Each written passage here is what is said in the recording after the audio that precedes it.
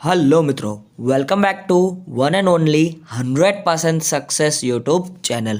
હું તમારો દોસ્ત લઈને આવી ગયો છું ભાઈ ફરીવાર હિસાબનીશ, પેટા હિસાબનીશ, ઓડિટર, સબ ઓડિટર, અકાઉન્ટન્ટ, સબ અકાઉન્ટન્ટ આ બધા માટેની એક સંપૂર્ણ વિડીયો સિરીઝ ડેઈલી અથવા બની શકે તો વિડીયો અપલોડ કરવાનો હું પ્રયત્ન કરીશ, જેમાં આપણે વન લાઇનર પ્રશ્નોનું સોલ્યુશન કરવાનો પ્રયત્ન કરીશું.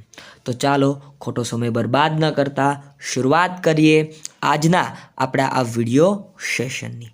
તમે જોઈ રહ્યા છો પ્રશ્ન તમારી સમક્ષ છે. જ્યારે કોઈ વ્યવહારની મૂળ ચોપડામાં સંપૂર્ણ રીતે નોંધ કરવાની રહી જાય, બરાબર, તો તે ભૂલને શું કહે છે? તો મિત્રો, જ્યારે કોઈ વ્યક્તિ દ્વારા, અકાઉન્ટન્ટ દ્વારા કોઈ વ્યવહાર હોય એની સંપૂર્ણ નોંધ કરવાની જ રહી જતી હોય તો તેને વિચરસૂક, બરાબર, વિચરસૂક ભૂલ કહેવામાં આવે છે.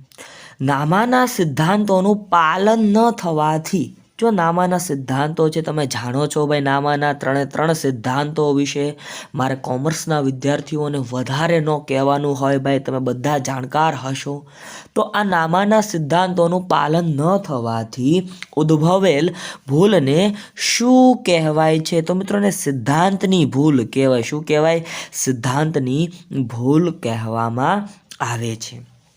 એકના બદલે બીજું ખાતું સાચી રકમથી સાચી બાજુએ નોંધાય તો તે ભૂલને શું કહેવાય છે? મિત્રો, એકના બદલે બીજું ખાતું સાચી રકમથી સાચી બાજુએ જ નોંધાય, પણ છતાં એ ભૂલને તો સિદ્ધાંતની ભૂલ જ કહેવામાં આવે છે ભાઈ, બરાબર. કન્સેપ્ટની ભૂલ કહેવાય છે ભાઈ, સિદ્ધાંતની ભૂલ કહેવાય. રૂલ્સનું પાલન કરવામાં ન આવ્યું હોય ત્યારે આવું બનતું હોય. કાચું સરવૈયું ન મળે તો કામચલાઉ ધોરણે ખાલી જગ્યા દ્વારા કાચું સરવૈયું મેળવી લેવામાં આવે છે. તો શેના દ્વારા ભાઈ? ઉપલક ખાતા દ્વારા ભાઈ, ઉપલક ખાતા દ્વારા કાચું સરવૈયું મેળવી લેવામાં આવતું હોય છે ભાઈ, બરાબર. જે તે બાકી જે સાઈડ ન મળતી હોય, જમા બાકી હોય કે ઉધાર બાકી હોય પણ ન મળતી હોય તો ત્યારે ઉપલબ્ધ ખાતે ત્યાં નોંધી નાખવામાં આવતું હોય છે. ઉપલબ્ધ ખાતું ખોલવાથી ખાલી જગ્યાની અસર નફા નુકસાન પર થાય છે.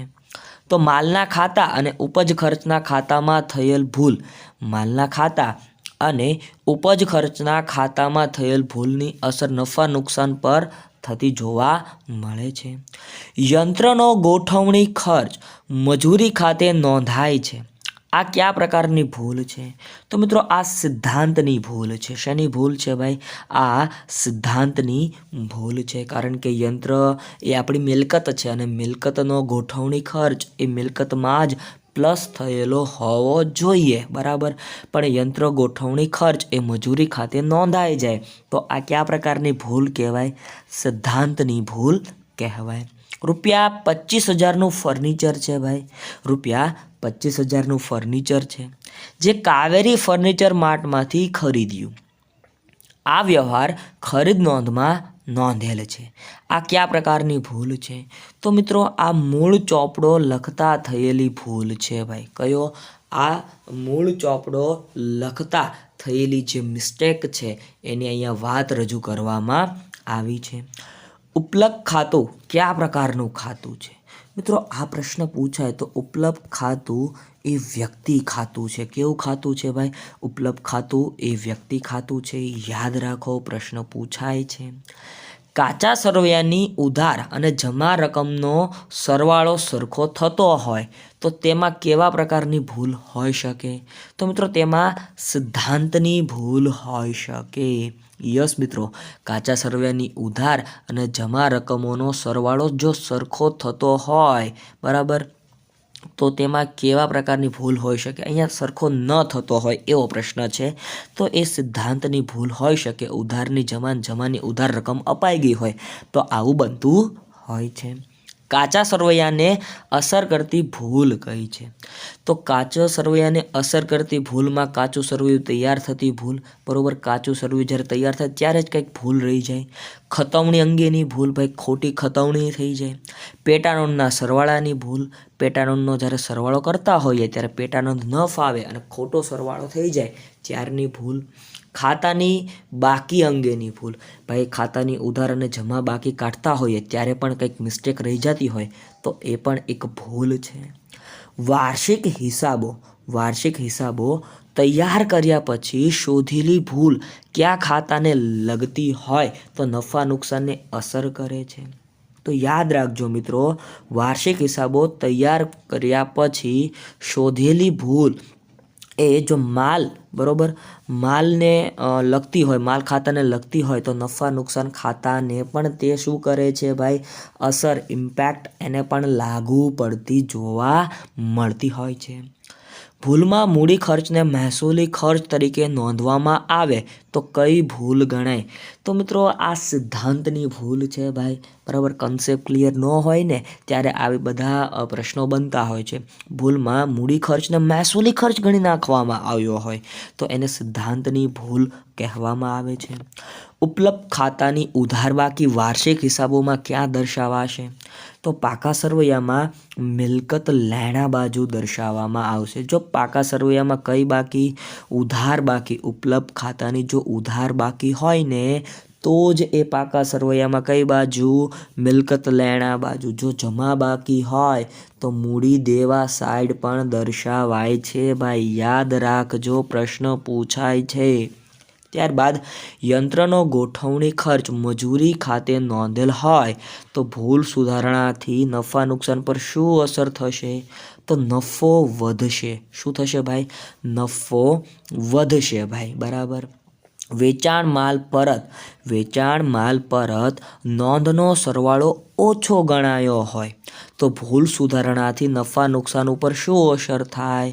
તો નફો ઘટશે ભાઈ. શું થશે? નફો ઘટશે, નફો ઓછો બતાશે.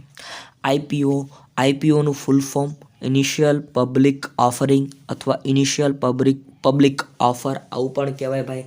આઈપીઓનું ફૂલ ફોર્મ પૂછાય છે, યાદ રાખવું એ તમારી જવાબદારી બને છે.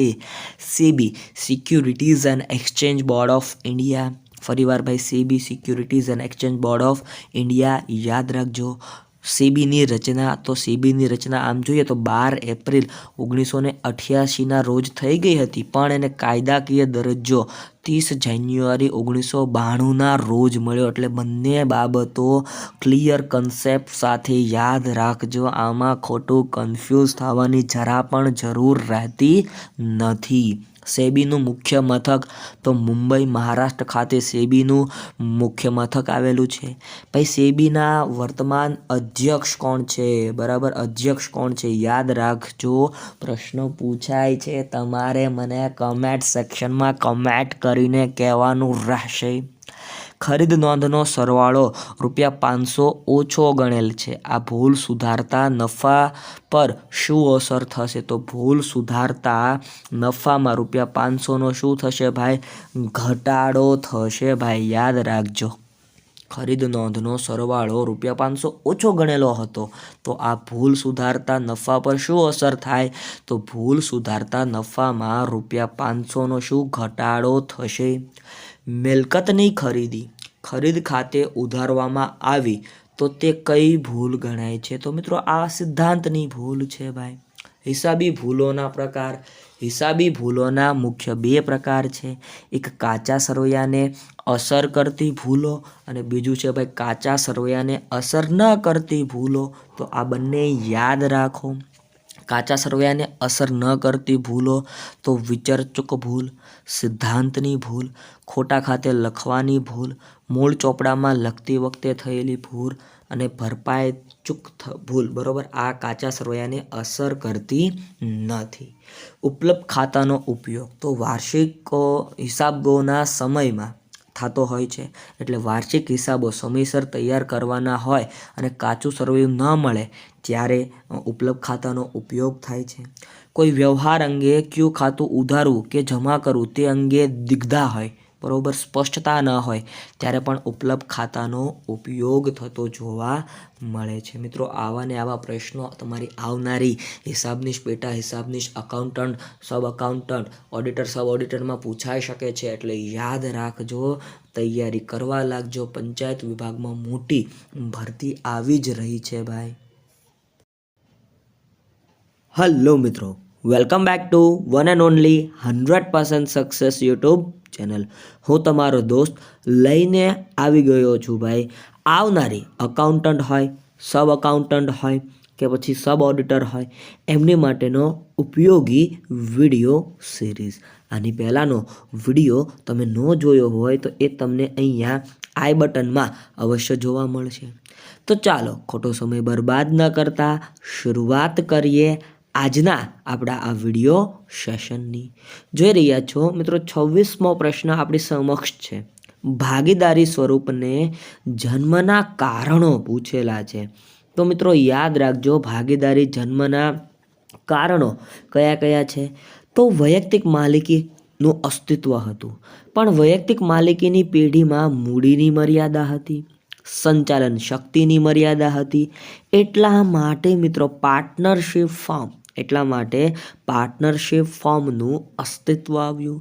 મિત્રો વિડીયો ગમતો હોય તો લાઈક, શેર, કમેન્ટ કરવાનું ન ચૂકતા. ભારતીય ભાગીદારી કાયદો કયા વર્ષમાં અમલમાં આવ્યો? તો 1932 ભાઈ, 1932.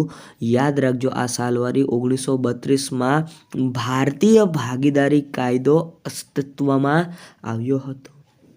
ભારતીય ભાગીદારી કાયદા 1932ની કલમ 4 અંતર્ગત ભાગીદારની વ્યાખ્યા આપેલી છે ભાઈ. તો આવો સવાલ પૂછાય કે ભારતીય ભાગીદારી કાયદાની કઈ કલમમાં ભાગીદારીની વ્યાખ્યા આપેલી છે? આવો સવાલ પૂછાય તો મિત્રો કલમ નંબર 4માં આ વ્યાખ્યા આપવામાં આવેલી છે. જોઈએ એ વ્યાખ્યાને મિત્રો.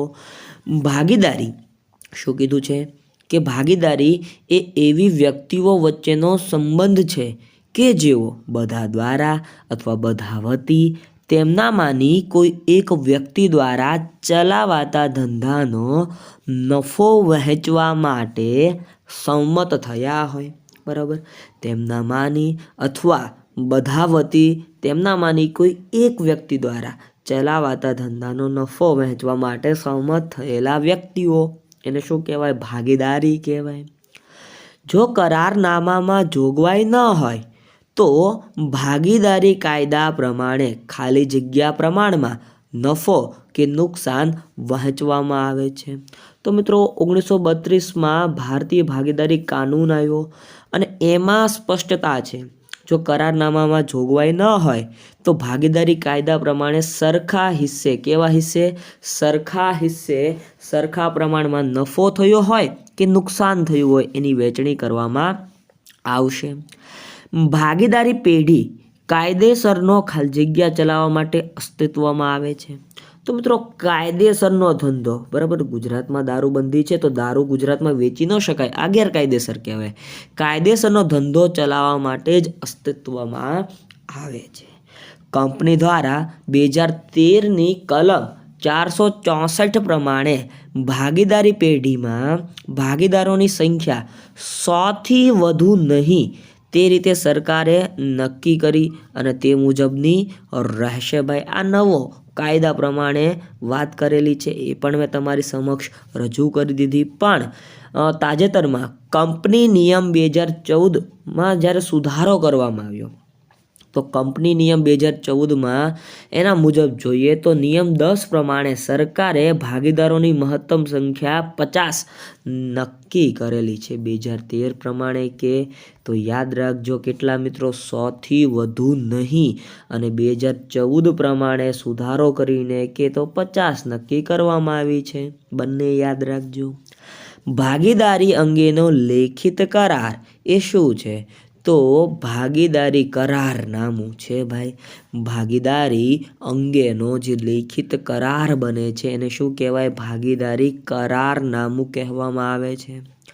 જો ભાગીદારી કરારનામામાં ઉલ્લેખ ન હોય તો ભાગીદારના કાયદાની જોગવાઈ મુજબ ભાગીદારે પેઢીને આપેલી લોન ઉપર વાર્ષિક કેટલા ટકા વ્યાજ મળે?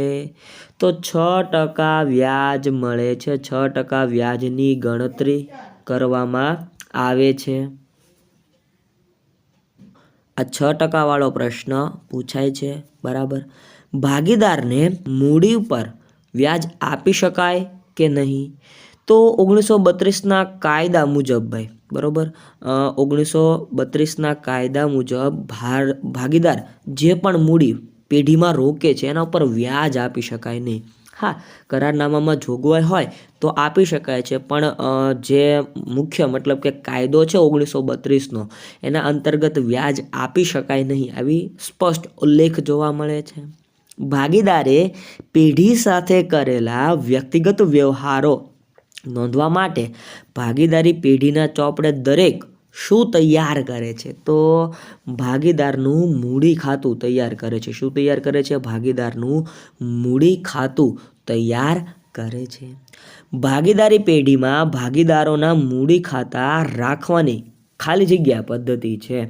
તો મિત્રો, ભાગીદારી પેઢીમાં ભાગીદારોના મૂડી ખાતા રાખવાની બે મુખ્ય પદ્ધતિ છે. એક તો છે મિત્રો અસ્થિર મૂડી ખાતાની પદ્ધતિ, જેને હંગામી મૂડી ખાતાની પદ્ધતિ પણ કહે છે. ત્યારબાદની પદ્ધતિ એવી છે સ્થિર મૂડી ખાતાની પદ્ધતિ, જેને કાયમી મૂડી ખાતાની પદ્ધતિ પણ કહે છે. જેને શું કહેવામાં આવે છે? કાયમી મૂડી ખાતાની પદ્ધતિ પણ કહેવામાં આવે છે. તો આ બંને યાદ રાખજો, પૂછાય છે.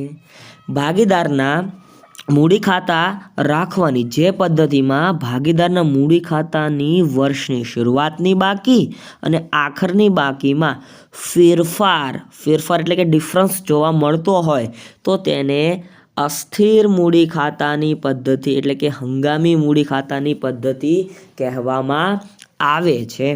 જ્યારે અસ્થિર એટલે કે હંગામી મૂડી ખાતાની પદ્ધતિમાં કયું ખાતું બનાવવામાં આવે છે? આવો સવાલ પૂછાય તો મિત્રો યાદ રાખજો, અસ્થિર એટલે કે હંગામી મૂડી ખાતાની પદ્ધતિમાં માત્ર ને માત્ર મૂડી ખાતું કેપિટલ અકાઉન્ટ જ બનાવવામાં આવે છે. તો એ પણ યાદ રાખજો. ત્યારબાદ ભાગીદારના મૂડી ખાતા રાખવાની જે પદ્ધતિમાં સામાન્ય રીતે ભાગીદારના મૂડી ખાતાની વર્ષની શરૂઆતની બાકી અને આખરની બાકીમાં ફેરફાર જોવા મળતો ન હોય તેને શું કહેવાય? તો તેને સ્થિર અથવા તો કાયમી મૂડી ખાતાની પદ્ધતિ તરીકે ઓળખવામાં આવે છે. આ યાદ રાખજો મિત્રો. અને શું કહેવામાં આવે છે? સ્થિર અથવા કાયમી મૂડી ખાતાની પદ્ધતિ. ભાગીદારના મૂડી ખાતાની આ પદ્ધતિઓ વારંવાર પૂછાતી હોય છે. ભાગીદારના પેઢી સાથેના વ્યવહારો નોંધવા માટે કેટલા ખાતા તૈયાર કરવામાં આવે છે? તો આ સ્થિર મૂડી ખાતાની પદ્ધતિનો પ્રશ્ન છે ત્યારે મિત્રો 2 ખાતા તૈયાર કરવામાં આવે છે. કેટલા ખાતા? 2 ખાતા. એક તો આવે મિત્રો મૂડી ખાતું અને એક આવે ચાલુ ખાતું. ભાઈ યાદ રાખજો, પૂછાઈ શકે છે. ભાગીદારી પેઢીમાં ભાગીદાર પોતાના અંગત ઉપયોગ માટે રોકડ, માલ કે મિલકત લઈ જાય તો આ રકમ ભાગીદારનો ખાલી જગ્યા કહે છે. તો એને શું કહેવાય? એને મિત્રો ઉપાડ કહેવામાં આવે છે. શું કહેવાય ભાઈ? ઉપાડ તરીકે ઓળખવામાં આવે છે. ભાગીદારી પેઢીમાં વાર્ષિક હિસાબોમાં નફા નુકસાન ખાતું તૈયાર કર્યા પછી ભાગીદારો વચ્ચે નફા નુકસાનની વહેંચણી દર્શાવવા જે ખાતું બનાવવામાં આવે છે તેને શું કહેવાય? તો તેને મિત્રો નફા નુકસાન ફાળવણી ખાતું, NUF, આવું તમે ક્યાંક સાંભળ્યું હશે, એના તરીકે ઓળખવામાં આવે છે. જો ભાગીદાર દર માસની શરૂઆતમાં ઉપાડ કરતો હોય તો સમયગાળો 78/12 ગણાય છે. ભાઈ n બરાબર મતલબ કે નંબર ઓફ યર બરાબર 78/12 તરીકે ગણતરી કરવામાં આવે છે. જો ભાગીદાર દર માસની શરૂઆતમાં ઉપાડ કરતો હોય તો અને તો જ. જો ભાગીદાર દર માસના અંતે ઉપાડ કરતો હોય તો n બરાબર 66/12 આવે છે. શું આવે છે ભાઈ? 66/12 આવે છે. તો એ પણ યાદ રાખજો. ભાગીદારોની મૂડી પરનું વ્યાજ એ ભાગીદાર માટે શું છે? તો ભાગીદારની મૂડી પરનું વ્યાજ એ ભાગીદાર માટે આવક છે. શું છે ભાઈ? ઇન્કમ છે ભાઈ, આવક છે. યાદ રાખજો. ભાગીદારોની મૂડી પરનું વ્યાજ એ પેઢી માટે શું છે? તો એ પેઢી માટે મિત્રો ખર્ચ છે. શું છે ભાઈ? પેઢી માટે ખર્ચ છે. કઈ પદ્ધતિમાં મૂડીની રકમ બદલાતી હોવાથી મૂડીનું વ્યાજ દર વર્ષે બદલાતું રહે છે? અસ્થિર મૂડી ખાતાની પદ્ધતિમાં મિત્રો મૂડીની રકમ બદલાતી રહે છે, એટલે મૂડીનું વ્યાજ પણ બદલાતું રહેતું હોય છે. હંગામી મૂડી પ્રથામાં ભાગીદારના ભાગનો નફો કયા ખાતે કઈ બાજુ લખાય છે? તો મિત્રો હંગામી મૂડી ખાતામાં ભાગીદારના ભાગનો નફો એ મૂડી ખાતે જ અને આ બાજુ નોંધવામાં આવે છે. જો સ્થિર મૂડી ખાતાની પદ્ધતિ હોય તો ઉપાડ ખાતું બંધ કરી વર્ષના અંતે કયા ખાતે લઈ જવામાં આવે? મિત્રો ચાલુ ખાતે લઈ જવામાં આવે. ક્યાં લઈ જવામાં આવે? ચાલુ ખાતે લઈ જવામાં આવે. ભાગીદારોના ચાલુ ખાતાની ઉધાર બાકીનું વ્યાજ એ પેઢી માટે શું છે? તો એ પેઢી માટે આવક છે ભાઈ, ઉધાર બાકી, અને એ પણ ચાલુ ખાતાની ઉધાર બાકીનું વ્યાજ એ પેઢી માટે શું ગણાય છે? તો આવક ગણાય છે. ભાગીદારોના ઉપાડ પરનું વ્યાજ એ ભાગીદાર માટે શું છે? તો એ ભાગીદાર માટે ખર્ચ છે. શું છે ભાઈ? એ ભાગીદાર માટે ખર્ચ છે. નફા નુકસાન ફાળવણી ખાતાની ઉધાર બાકી એટલે વહેંચણી પાત્ર ખોટ. એટલે શું મિત્રો? વહેંચણી પાત્ર ખોટ. તો યાદ રાખજો એ. જો ભાગીદારી કરારનામામાં મૂડી ઉપર વ્યાજની જોગવાઈ કરવામાં ન આવી હોય તો કેટલા ટકા વ્યાજ આપવું પડે છે? તો મિત્રો કોઈ પણ પ્રકારનું વ્યાજ આપવામાં આવતું નથી. ત્યારબાદ A, B અને C ની મૂડીનું પ્રમાણ 3:2:1 હોય અને વર્ષનો વહેંચણીપાત્ર નફો ₹66,000 હોય તો સીને કેટલો નફો મળે?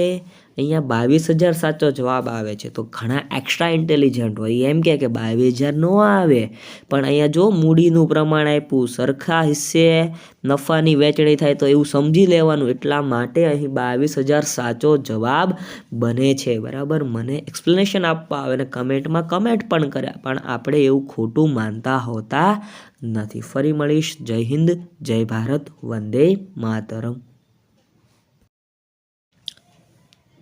હેલો મિત્રો, welcome back to one and only 100% success YouTube channel. આની પહેલાંનો વિડીયો તમે ન જોયો હોય તો એ તમને અહીંયા આઈ બટનમાં અવશ્ય જોવા મળશે. ચાલો શરૂઆત કરીએ. નફા નુકસાન ખાતા દ્વારા ભાગીદારી પેઢીની શું જાણી શકાય? તો મિત્રો નફા નુકસાન પ્રોફિટ એન્ડ લોસ અકાઉન્ટ દ્વારા નફાકારકતાનો ખ્યાલ જાણી શકાય છે. ભાઈ શું જાણી શકાય? નફાકારકતાનો ખ્યાલ એ નફા નુકસાન ખાતા દ્વારા જ જાણી શકાતો હોય છે. ભાગીદારી પેઢીની આર્થિક પરિસ્થિતિ જાણવા માટે શું તૈયાર કરવામાં આવે છે? તો મિત્રો ભાગીદારી પેઢીની આર્થિક પરિસ્થિતિ જાણવા માટે પાકું સરવૈયું, ભાઈ શું તૈયાર કરવામાં આવે? પાકું સરવૈયું તૈયાર કરવામાં આવે છે. તમે જાણો છો ભાઈ, બેલેન્સ શીટથી આપણે ભાગીદારી પેઢીની આર્થિક પરિસ્થિતિ જાણી શકીએ છીએ. આપણી જવાબદારી કેટલી છે અને આપણી મિલકતો આપણી પાસે કેટલી છે, આ બંને પાકા સરવૈયાથી આપણને ખબર પડતી હોય છે. ક્યારે મિલકતો અને દેવાનું પુનઃ મૂલ્યાંકન કરવામાં આવે છે? તો મિત્રો પુનર્ગઠન વખતે. આમ તો પુનર્ગઠન એટલે જુદા જુદા કારણોસર ભાગીદારીમાં થતા ફેરફારને ભાગીદારી પેઢીનું પુનર્ગઠન કહેવામાં આવે છે. બરાબર, તો એ સમયે મિલકતો અને દેવાનું પુનઃ મૂલ્યાંકન કરવામાં આવે છે. પેઢી પાસે કેટલા પ્રકારની મિલકતો હોય છે? તો મિત્રો પેઢી પાસે સામાન્ય રીતે વાત કરીએ ને તો 2 પ્રકારની મિલકતો જોવા મળે છે. કઈ હવે? તો એમાં આવે એક બિનચાલુ મિલકતો અને એક આવે ચાલુ મિલકતો. તો મિત્રો આવા પ્રશ્નો, આવા ટ્વિસ્ટેડ પ્રશ્નો અને આમ થોડાક અટપટા બનાવીને તમારી સમક્ષ તમારી એક્ઝામમાં પંચાયત વિભાગ દ્વારા પૂછી શકાય છે. બરાબર, ટૂંક સમયમાં આપણે એના પેપર સોલ્યુશન પણ મૂકવાના જ છીએ ભાઈ, અને મોડલ પ્રશ્નપત્ર પણ મૂકવાના છીએ. આગળ વધીએ. બિનચાલુ મિલકતો. મિત્રો બિનચાલુ મિલકતોમાં કોનો સમાવેશ થાય? તો અદ્રશ્ય મિલકતો છે, કાયમી મિલકતો છે, લાંબા ગાળાના ઇન્વેસ્ટમેન્ટ હોય, લાંબા ગાળાના રોકાણો હોય, એનો પણ સમાવેશ બિનચાલુ મિલકતોમાં જ કરી નાખવામાં આવે છે. તો મિત્રો યાદ રાખજો, બિનચાલુ મિલકતોમાં કોનો સમાવેશ થાય? અદ્રશ્ય મિલકત હોય, કાયમી મિલકત હોય, લાંબા ગાળાના રોકાણો હોય, તો આ બધાનો સમાવેશ બિનચાલુ મિલકતોમાં કરવામાં આવે છે. અદ્રશ્ય મિલકત કઈ કઈ છે ભાઈ? અદ્રશ્ય મિલકત કઈ છે? તો મિત્રો પાઘડી છે, પેટન્ટ છે, ટ્રેડમાર્ક છે, કોપીરાઇટ છે. આ બધી એવી મિલકતો છે કે જેને જોઈ શકાતી નથી, એટલે કેવું કીધું? અદ્રશ્ય મિલકત કીધી. કેવી મિલકત કીધી? અદ્રશ્ય મિલકત. તો યાદ રાખજો, અદ્રશ્ય મિલકત કઈ કઈ છે ભાઈ? પાઘડી, પેટન્ટ, ટ્રેડમાર્ક, કોપીરાઇટ, આ બધું શું છે ભાઈ? અદ્રશ્ય કાયમી મિલકતો છે. કઈ મિલકતો જોઈ શકાતી નથી? તો મિત્રો અદ્રશ્ય મિલકતોને જોઈ શકાતી નથી, બરાબર. કારણ કે એના નામ ઉપરથી જ તમને ખબર પડી જાય કે અદ્રશ્ય છે, જોઈ ન શકાય. પાઘડી, પેટન્ટ, કોપીરાઇટ, ટ્રેડમાર્કને જોઈ ન શકાય, બરાબર. હા, એના સિમ્બોલ હોય તેમ પછી એમ ન કહેતા કે આ જે છે એ કોપીરાઇટ છે, પણ આ કોપીરાઇટ નથી મિત્રો. આવા 12મા સવાલ કરતા હોય, આપણે થોડાક મેચ્યોર થઈ ગયા હોય એટલે આપણે આવા સવાલ કરતા હોતા નથી. ખાલી જગ્યા એ ધંધાની બજારમાં પ્રતિષ્ઠાનું મૂલ્ય દર્શાવતી અદ્રશ્ય મિલકત છે.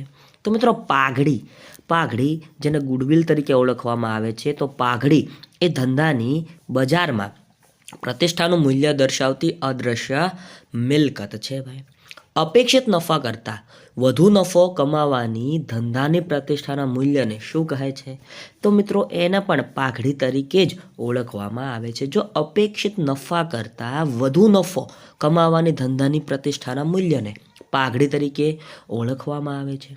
પાઘડી પાકા સરવૈયામાં મિલકત લેણા બાજુ ખાલી જગ્યાના મથાળા હેઠળ દર્શાવાય છે. તો બિનચાલુ મિલકતના મથાળા નીચે દર્શાવવામાં આવે છે. પાઘડીનો મૂલ્યનો આધાર શેના ઉપર રહેલો છે? તો પેઢીની નફો કમાવાની ક્ષમતા ઉપર રહેલો છે. પાઘડીના મૂલ્યનો આધાર પેઢીનો નફો કમાવાની ક્ષમતા ઉપર રહેલો જોવા મળે છે. પાઘડીને અસર કરતા પરિબળો કયા કયા છે? તો ધંધાનું સ્થળ, ધંધાની મુદત, ધંધાનો પ્રકાર, ધંધામાં હરીફાઈનું તત્વ, આ બધા એવા પરિબળો છે કે જે પાઘડીના મૂલ્યને અસર કરે છે ભાઈ, બરાબર. યાદ રાખજો. ત્યારબાદ જ્યારે ધંધો અપેક્ષિત નફા કરતાં વધુ નફો કમાતો હોય, તો જેટલો નફો ધંધા દ્વારા વધુ કમાવામાં આવતો હોય તેને શું કહેવાય? તો તેને મિત્રો અધિક નફો તરીકે ઓળખવામાં આવે છે. જો શું કીધું છે કે જ્યારે ધંધો અપેક્ષિત નફો હોય એના કરતાં વધુ નફો કમાતો હોય, તો જેટલો નફો ધંધા દ્વારા વધુ કમાવામાં આવતો હોય તેને શું કહેવાય? તો તેને મિત્રો અધિક નફો કહેવામાં આવે છે.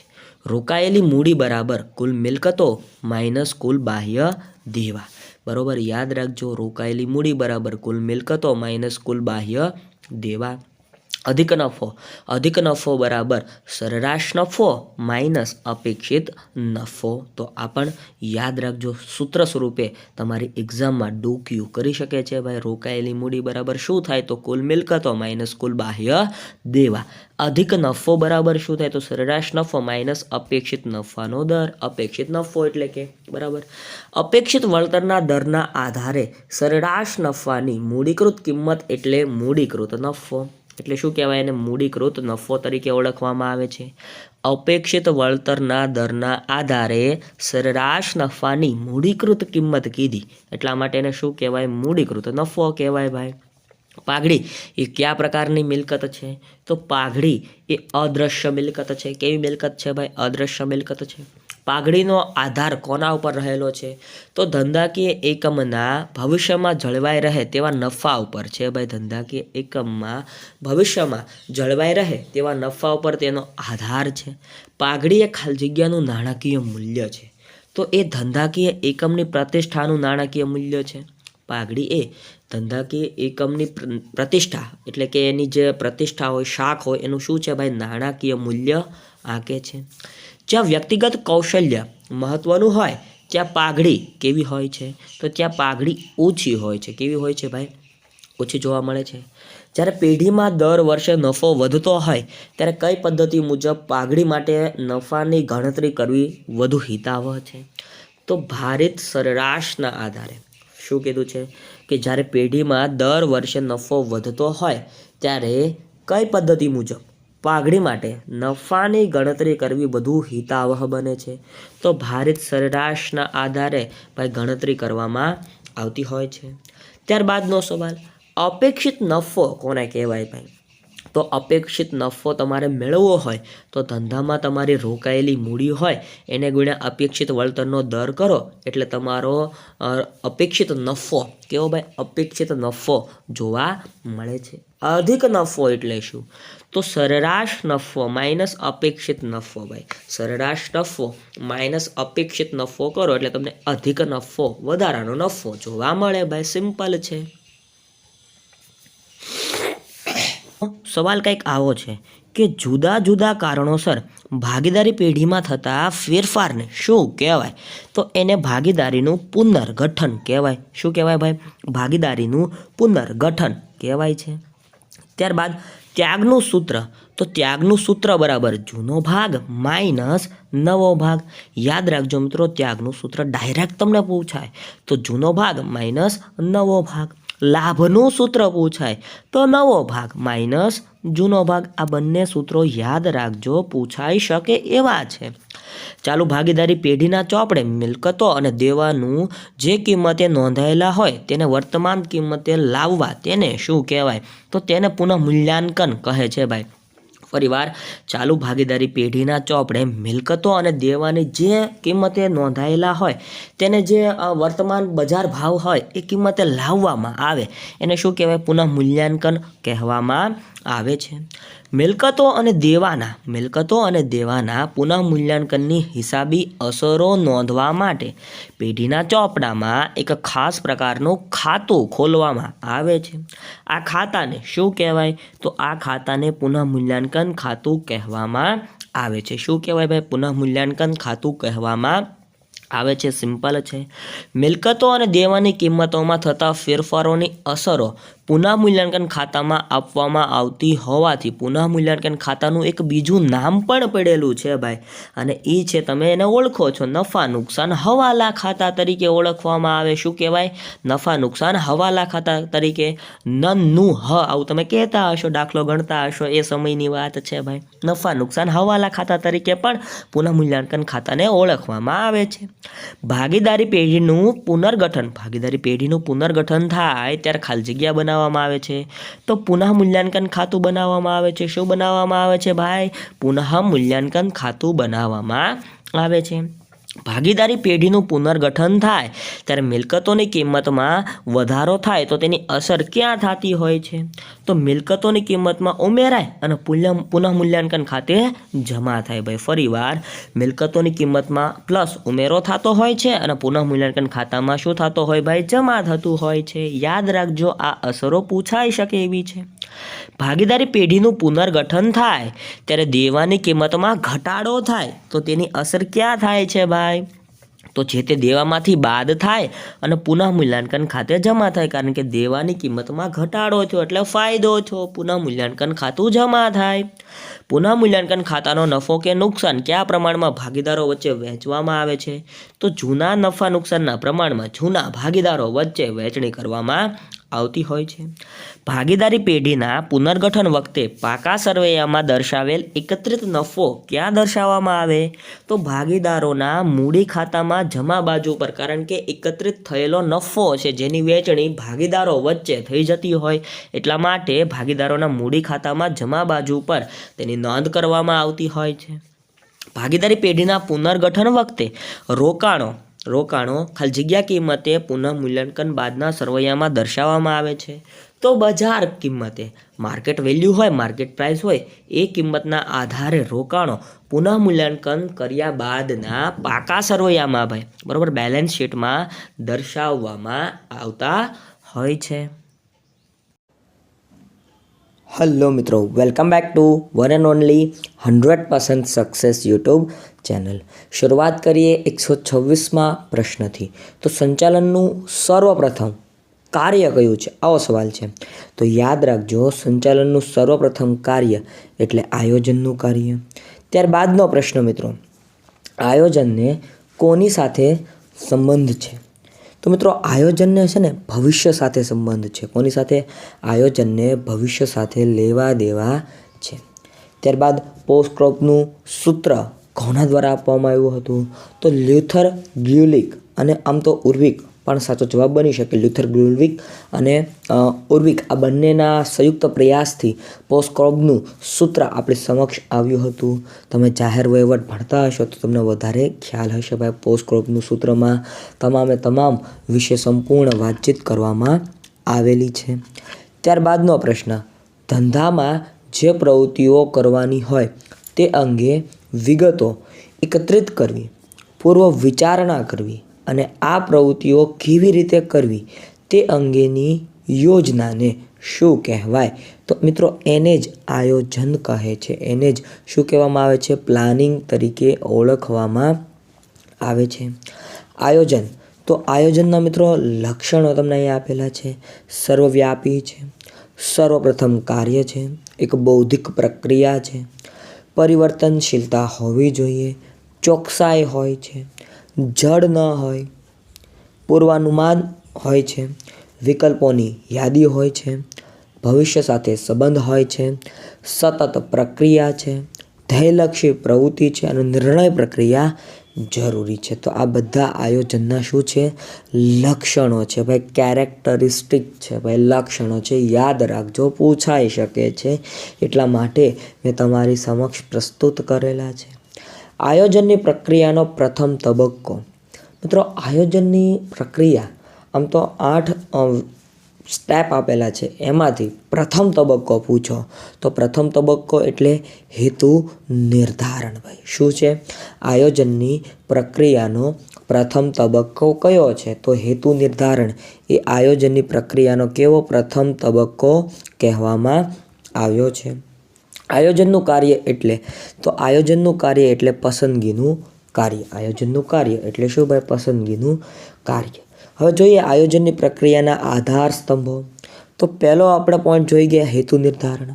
પછી આયોજનના આધાર સ્પષ્ટ કરવા, માહિતી એકત્રિત કરવી અને તેનું વિશ્લેષણ કરવું, વૈકલ્પિક યોજના તૈયાર કરવી, વિકલ્પોની વિચારણા કરવી, ચોક્કસ યોજનાની પસંદગી અને સ્વીકાર કરવો, ગૌણ યોજનાનું ઘડતર અને ચકાસણી કરવી અને યોજનાનું મૂલ્યાંકન કરવું. તો આ બધા આયોજનની પ્રક્રિયાના શું છે ભાઈ? તબક્કા છે, સ્ટેપ છે, યાદ રાખજો.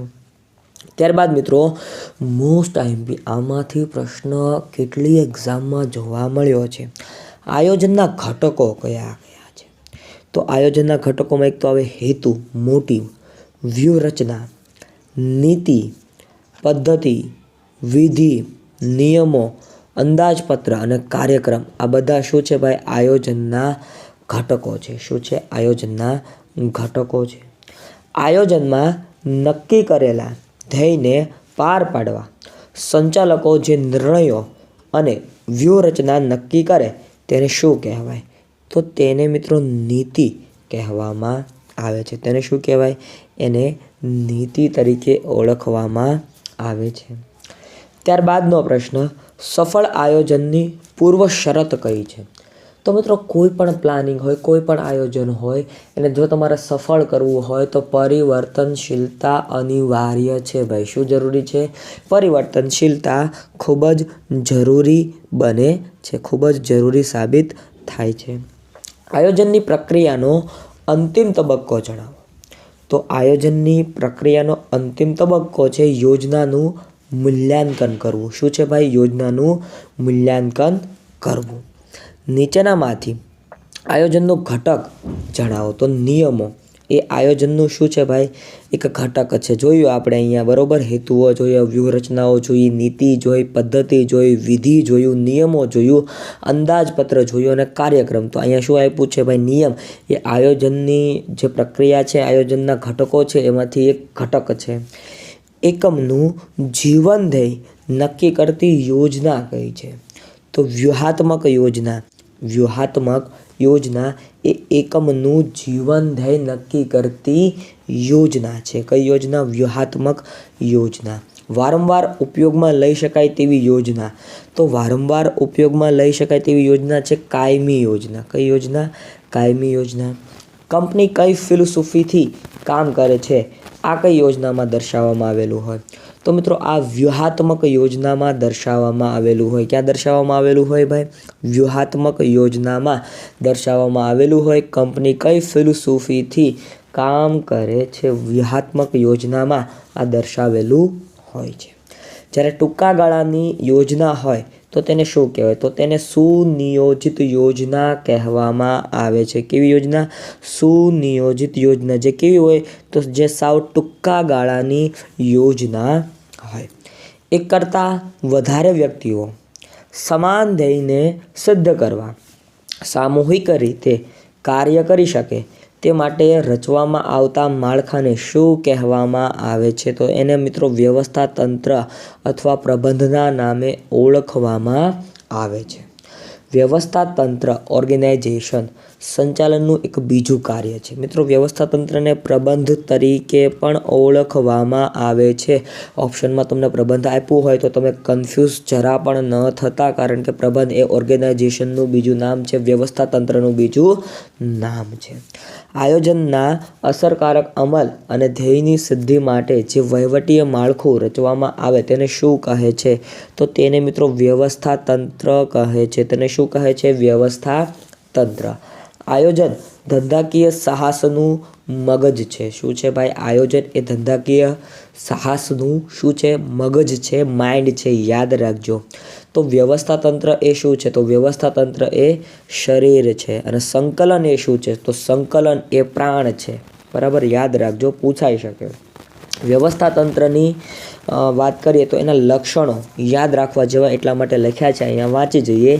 ધ્યેયલક્ષી પ્રવૃત્તિ છે, આયોજન ઉપર આધારિત છે, સત્તા અને ફરજોની સોંપણી થાય છે, માનવ પરિબળને મહત્ત્વ હોય છે, પરિવર્તનશીલતા હોય છે, આંતર સંબંધોની સ્થાપના થાય છે, દેખરેખ અને અંકુશ જોવા મળે છે, સામૂહિક પ્રવૃત્તિ છે, નિયંત્રિત વહીવટી માળખું છે. આ બધી વ્યવસ્થા તંત્રની શું છે ભાઈ? લાક્ષણિકતાઓ છે, કેરેક્ટરિસ્ટિક છે. યાદ રાખજો. કાર્યોના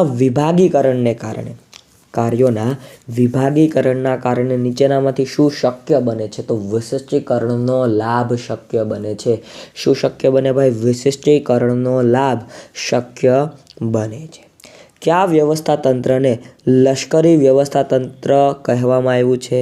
તો ભાઈ રેખિક વ્યવસ્થા તંત્રને લશ્કરી વ્યવસ્થા તંત્ર તરીકે પણ ઓળખવામાં આવે છે. તો એ પણ યાદ રાખજો. વ્યવસ્થા તંત્રની રચના એ એક વૈજ્ઞાનિક પ્રક્રિયા છે. અયોગ્ય રીતે રચાયેલું વ્યવસ્થા તંત્ર લાંબા સમય સુધી ટકી શકે નહીં. આવું કોણે કીધું? તો પીટર એફ ડ્રકર એમના દ્વારા કહેવામાં આવ્યું છે. પીટર એફ ડ્રકર દ્વારા કહેવામાં આવ્યું છે ભાઈ કે વ્યવસ્થા તંત્રની રચના એ એક વૈજ્ઞાનિક પ્રક્રિયા છે. અયોગ્ય રીતે રચાયેલું વ્યવસ્થા તંત્ર લાંબા સમય સુધી ટકી શકે નહીં. સૌથી જૂનું, પ્રાચીન, સરળ વ્યવસ્થા તંત્ર એટલે રેખિક વ્યવસ્થા તંત્ર.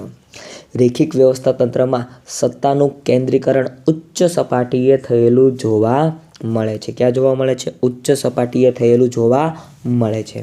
કયા વ્યવસ્થા તંત્રમાં દરેક કર્મચારી તેના ઉપરીને જવાબદાર છે? તો રેખિક વ્યવસ્થા તંત્રમાં દરેક કર્મચારી તેના ઉપરના અધિકારીને જવાબદાર હોય છે, રિસ્પોન્સિબલ હોય છે. કાર્ય અનુસાર વ્યવસ્થા તંત્રમાં સૌથી વધુ મહત્ત્વ કોને અપાય છે? તો કાર્ય અનુસાર વ્યવસ્થા તંત્ર છે એટલે કાર્યને સૌથી વધારે મહત્ત્વ આપવામાં આવે છે. ઓબ્વિયસલી ખબર પડી જાય તમને બધાને. નિશ્ચિત ધ્યેયને સિદ્ધ કરવા માટે વ્યક્તિ અને કાર્ય વચ્ચેના સંબંધોનું જે વિધિસર રીતે એક માળખું સ્થપાય તેને શું કહેવાય? તો તેને વૈધિક વ્યવસ્થા તંત્ર કહે છે. તેને શું કહેવાય? વૈધિક વ્યવસ્થા તંત્ર. રેખિક વ્યવસ્થા તંત્ર, કાર્ય અનુસાર વ્યવસ્થા તંત્ર, આ બધું શું છે? તો વૈધિક વ્યવસ્થા તંત્રના જ પ્રકારો છે ભાઈ. યાદ રાખજો. કેવા? વૈધિક વ્યવસ્થા તંત્રના જ આ બધા પેટા પ્રકારો છે. આધુનિક સ્વરૂપનું વ્યવસ્થા તંત્ર તો શ્રેણિક વ્યવસ્થા તંત્ર, જેને મેટ્રિક્સ પણ કહેવામાં આવે છે. સત્તા સોંપણીના તત્વો કેટલા છે? તો સત્તા સોંપણીના 3 તત્વો છે ભાઈ. જવાબદારી, સત્તા અને ઉત્તરદાયિત્વ, જે લુઈસ એલન દ્વારા આપવામાં આવ્યા છે. કોના દ્વારા? લુઈસ એલન દ્વારા આપવામાં આવ્યા છે. તો એ પણ યાદ રાખજો. આગળના પ્રશ્ન તરફ જઈએ તો કંપનીના ઓડિટનો મુખ્ય હેતુ શું હોય? તો મિત્રો કંપનીના ઓડિટનો મુખ્ય હેતુ જોઈએ ને તો ખાતરી કરવાનો હોય ભાઈ. બરાબર, ખરાઈ કરવાનો હોય કે નફા નુકસાન ખાતું યોગ્ય રીતે બન્યું છે કે નહીં, વેપાર ખાતું યોગ્ય બન્યું છે કે નહીં, પાકું સરવૈયું સાચી માહિતી રજૂ કરે છે કે નહીં. એટલે ખાતરી કરવી એ કંપનીના ઓડિટનો મુખ્ય હેતુ છે. આઈસીઆઈસીઆઈ બેંકનું ફૂલ ફોર્મ, તો આઈસીઆઈસીઆઈનું ફૂલ ફોર્મ યાદ રાખજો, industrial credit and investment corporation of India. ફરીવાર ભાઈ, ICICI industrial credit and investment corporation of India limited આ આઈસીઆઈસીઆઈ બેંકનું ફૂલ ફોર્મ છે, પૂછાઈ શકે એવું છે. આંતરિક અંકુશમાં કોનો સમાવેશ થાય છે? તો મિત્રો, આંતરિક અંકુશમાં આંતરિક તપાસ અને આંતરિક ઓડિટ, આંતરિક તપાસ અને આંતરિક ઓડિટ આ બંનેનો સમાવેશ કરવામાં આવે છે. નહીં માંડી વાળેલ ખર્ચાને ખાલી જગ્યા કહેવાય. મિત્રો યાદ રાખજો, નહીં માંડી વાળેલા ખર્ચાને અવાસ્તવિક મિલકત કહેવાય છે. શું કહેવાય? અવાસ્તવિક મિલકત કહેવાય છે. સંચાલન ઓડિટ એટલે શું? મિત્રો, સંચાલન ઓડિટ એટલે કંપનીના સંચાલકોના મુખ્ય હેતુઓ કે ઉદ્દેશો, પ્રક્રિયાઓનું પદ્ધતિસરનું વિશ્લેષણ કરવું, એને શું કહેવાય? તો એને સંચાલન ઓડિટ કહેવામાં આવે છે. ભારતમાં આયોજનનો આરંભ 1951થી થયો હતો. 1951થી ભારતમાં આયોજનનો પ્રારંભ થયો હતો. લોકો પાસેથી કેટલા કરવેરા વસૂલવા એ રાજ્યના હિતમાં છે અને તે રાજાનો વિષય છે.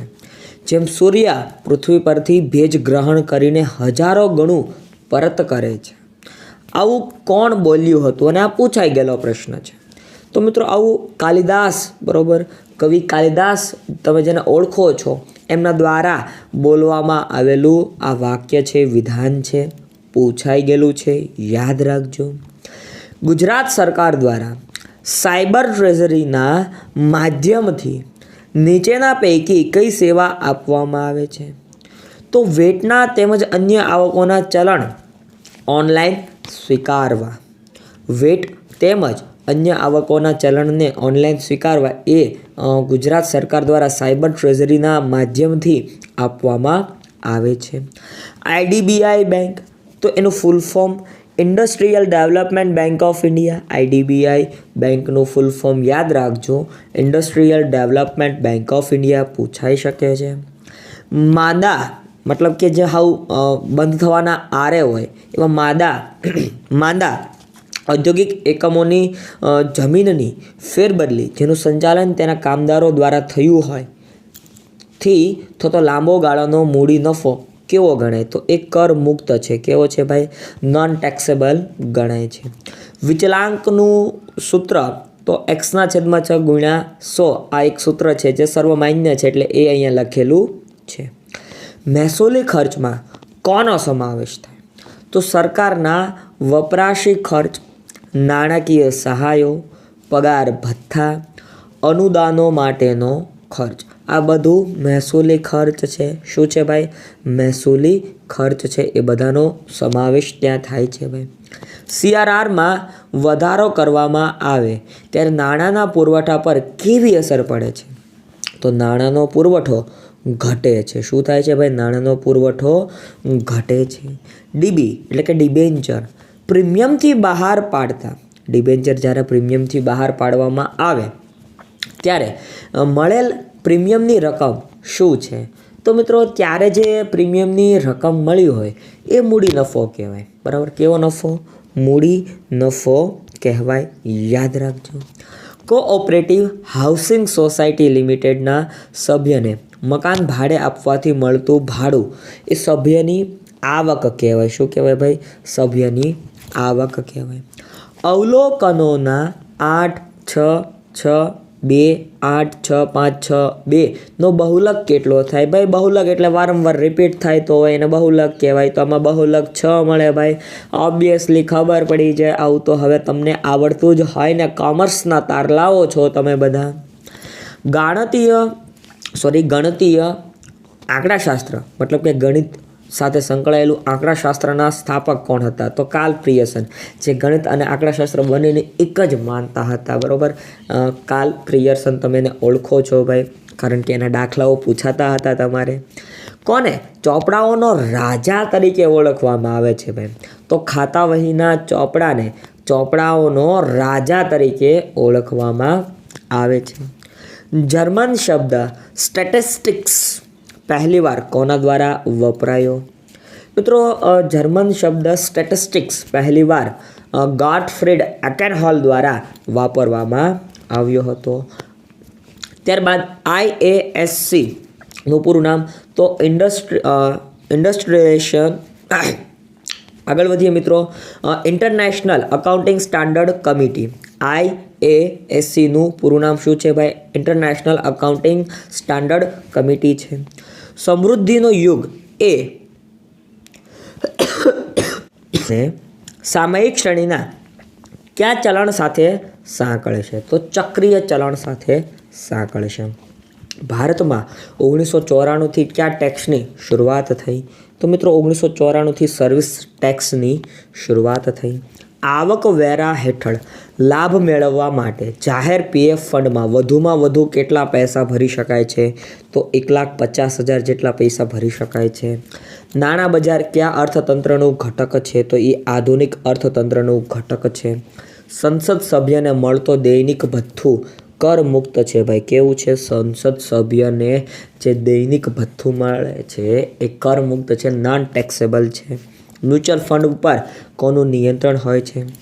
તો તમે જાણો છો, security and exchange board of India એટલે કે સેબીનું નિયંત્રણ હોય છે. કોના ઉપર? મ્યુચ્યુઅલ ફંડ ઉપર, ડિબેન્ચર માર્કેટ ઉપર, શેર માર્કેટ ઉપર. આ બધા ઉપર સેબી નિયંત્રણકર્તા તરીકે હોય છે. ભારતમાં રાજ્ય સ્તરના સાહસો કેવી રીતે અસ્તિત્વમાં આવ્યા? તો રાજ્યોની વિધાનસભાઓના કાયદાઓ દ્વારા, કંપની ધારા 1956 હેઠળ જોઈન્ટ સ્ટોક કંપની તરીકે, અને સોસાયટીઝ એક્ટ 1912 હેઠળ સહકારી મંડળી તરીકે અસ્તિત્વમાં આવ્યા. વ્યક્તિઓ અને વિભાગોના કાર્યક્રમને માપવાનું ધોરણ કયું છે? તો એ અંદાજપત્ર છે. શું છે ભાઈ? અંદાજપત્ર છે. નાણાકીય મિલકતો એક વર્ષ કરતાં વધુ સમય માટે ધારણ કરીને વેચવાથી થતો નફો ખાલી જગ્યા ગણાય છે? તો એ લાંબા ગાળાનો નફો ગણાય છે. કેવો? લાંબા ગાળાનો નફો ગણાય છે. તિજોરી કચેરીના કામકાજ સંદર્ભે બેંકનો સમય લંબાવવા અથવા તો રજાના દિવસે બેંક ચાલુ રાખવાના હુકમની સત્તા ખાલી જગ્યાને મળે છે? તો મિત્રો, આ સત્તા કલેક્ટર આગળ હોય છે. કોની પાસે હોય છે ભાઈ? કલેક્ટર આગળ હોય છે. કારણ કે તિજોરી કચેરીની જે કામકાજની બાબતો હોય એ બેંક સાથે સંકળાયેલી હોય, એટલા માટે કલેક્ટર ઓર્ડર કરી શકે છે ભાઈ. ગુજરાત મુલકી સેવા નિયમો ખાલી જગ્યાએ બહાર પાડ્યા છે? તો નાણાં વિભાગ દ્વારા બહાર પાડવામાં આવ્યા છે ભાઈ. ગુજરાત મુલકી સેવા નિયમો એ કોના દ્વારા? નાણાં વિભાગ દ્વારા બહાર પાડવામાં આવ્યા છે. કેન્દ્રના નાણાં પંચના સભ્યોની નિમણૂક કોણ કરે છે? તો માનનીય રાષ્ટ્રપતિજી દ્વારા કેન્દ્રના નાણાં પંચના સભ્યોની નિમણૂક કરવામાં આવે છે. IPO શું છે? તો ભાઈ ઇનિશિયલ પબ્લિક ઓફરિંગ છે. NSE national stock exchange of India ભાઈ, NSEનું ફૂલ ફોર્મ છે. યાદ રાખવા જેવું છે, પૂછાઈ શકે છે. અંદાજપત્રમાં જોગવાઈ ન હોય તો અણધાર્યા ખર્ચાને પહોંચી વળવા માટે શું જોગવાઈ છે? આકસ્મિક ભંડોળમાંથી પેશગી મેળવીને અણધાર્યા ખર્ચાઓને પહોંચી શકાતું હોય છે ભાઈ. ત્યારબાદ પંચાયતી આવક અને ખર્ચનું ઓડિટ કોણ કરે છે? તો એક્ઝામિનર લોકલ ફંડ દ્વારા પંચાયતની આવકનું શું કહેવાય? ઓડિટિંગનું કામ કરવામાં આવે છે. જિલ્લા પંચાયતના PLA ખાતાનું રિકન્સિલેશન કોની સાથે કરવું જરૂરી છે? તો તિજોરી કચેરી સાથે કરવું જરૂરી છે ભાઈ. જિલ્લા પંચાયતના PLA ખાતાનું રિકન્સિલેશન કોની સાથે કરવું જરૂરી છે? તિજોરી કચેરી સાથે કરવું જરૂરી છે. રાજ્ય સરકાર દ્વારા કોની ભલામણથી પંચાયતોને ગ્રાન્ટ આપવાની જોગવાઈ કરવામાં આવી છે? તો નાણાં કમિશનની ભલામણથી ગ્રાન્ટ આપવાની જોગવાઈ કરવામાં આવી છે. અનુસૂચિત બેંક એટલે શું? જેનું નામ RBIની બીજી અનુસૂચિમાં સામેલ હોય તેને અનુસૂચિત બેંક કહેવામાં આવે છે. જિલ્લા પંચાયત દ્વારા કઈ તારીખ સુધીમાં અંદાજપત્ર તૈયાર થાય તે જરૂરી છે? તો 15 ફેબ્રુઆરી સુધીમાં જિલ્લા પંચાયતનું અંદાજપત્ર રેડી થઈ જવું જોઈએ. આરબીઆઈનું નાણાકીય વર્ષ ક્યારથી શરૂ થાય છે? તો 1 જુલાઈથી આરબીઆઈનું નાણાકીય વર્ષ શરૂ થાય છે. બાંધકામના હિસાબોનો આધારભૂત દસ્તાવેજ કયો છે? તો માપપોથી ભાઈ, માપપોથી એ બાંધકામના હિસાબોનો એક આધારભૂત દસ્તાવેજ છે. પંચાયતના આવક જાવકના હિસાબો કઈ પદ્ધતિથી રાખવામાં આવે છે? તો રોકડના ધોરણની પદ્ધતિથી રાખવામાં આવે છે. લેખાનું દાનમાં કેવા પ્રકારના ખર્ચની માંગણી હોય છે? તો સ્થાયી ખર્ચની માંગણી જોવા મળે છે. રાજ્ય સરકારના અંદાજપત્ર પ્રકાશનોમાં ગ્રીન બુક ખાલી જગ્યાને કહેવામાં આવે છે. તો વાર્ષિક નાણાકીય પત્રકને ગ્રીન બુક તરીકે ઓળખવામાં આવે છે. તો યાદ રાખજો, આવા પ્રશ્નો પૂછાઈ શકે તમારી આવનારી એક્ઝામમાં. હેલો મિત્રો, welcome back to one and only 100% success YouTube channel. આજે આપણે ચર્ચા કરવી છે ધોરણ 11ના અર્થશાસ્ત્રની, જેમાંથી આવનારી હિસાબનીશની એક્ઝામ હોય અથવા તો આંકડા મદદની એક્ઝામ હોય, કોઈ પણ કોમર્સની એક્ઝામ હોય, એમાંથી પ્રશ્નો પૂછાઈ શકે. તો ચાલો ખોટો સમય બરબાદ ન કરતા શરૂઆત કરીએ આજના આપણા આ વિડીયો લેક્ચરની. પહેલો જ પ્રશ્ન કંઈક આવો છે મિત્રો. ઇકોનોમિક્સ શબ્દ કયા ગ્રીક શબ્દ ઉપરથી ઉતરી આવ્યો છે?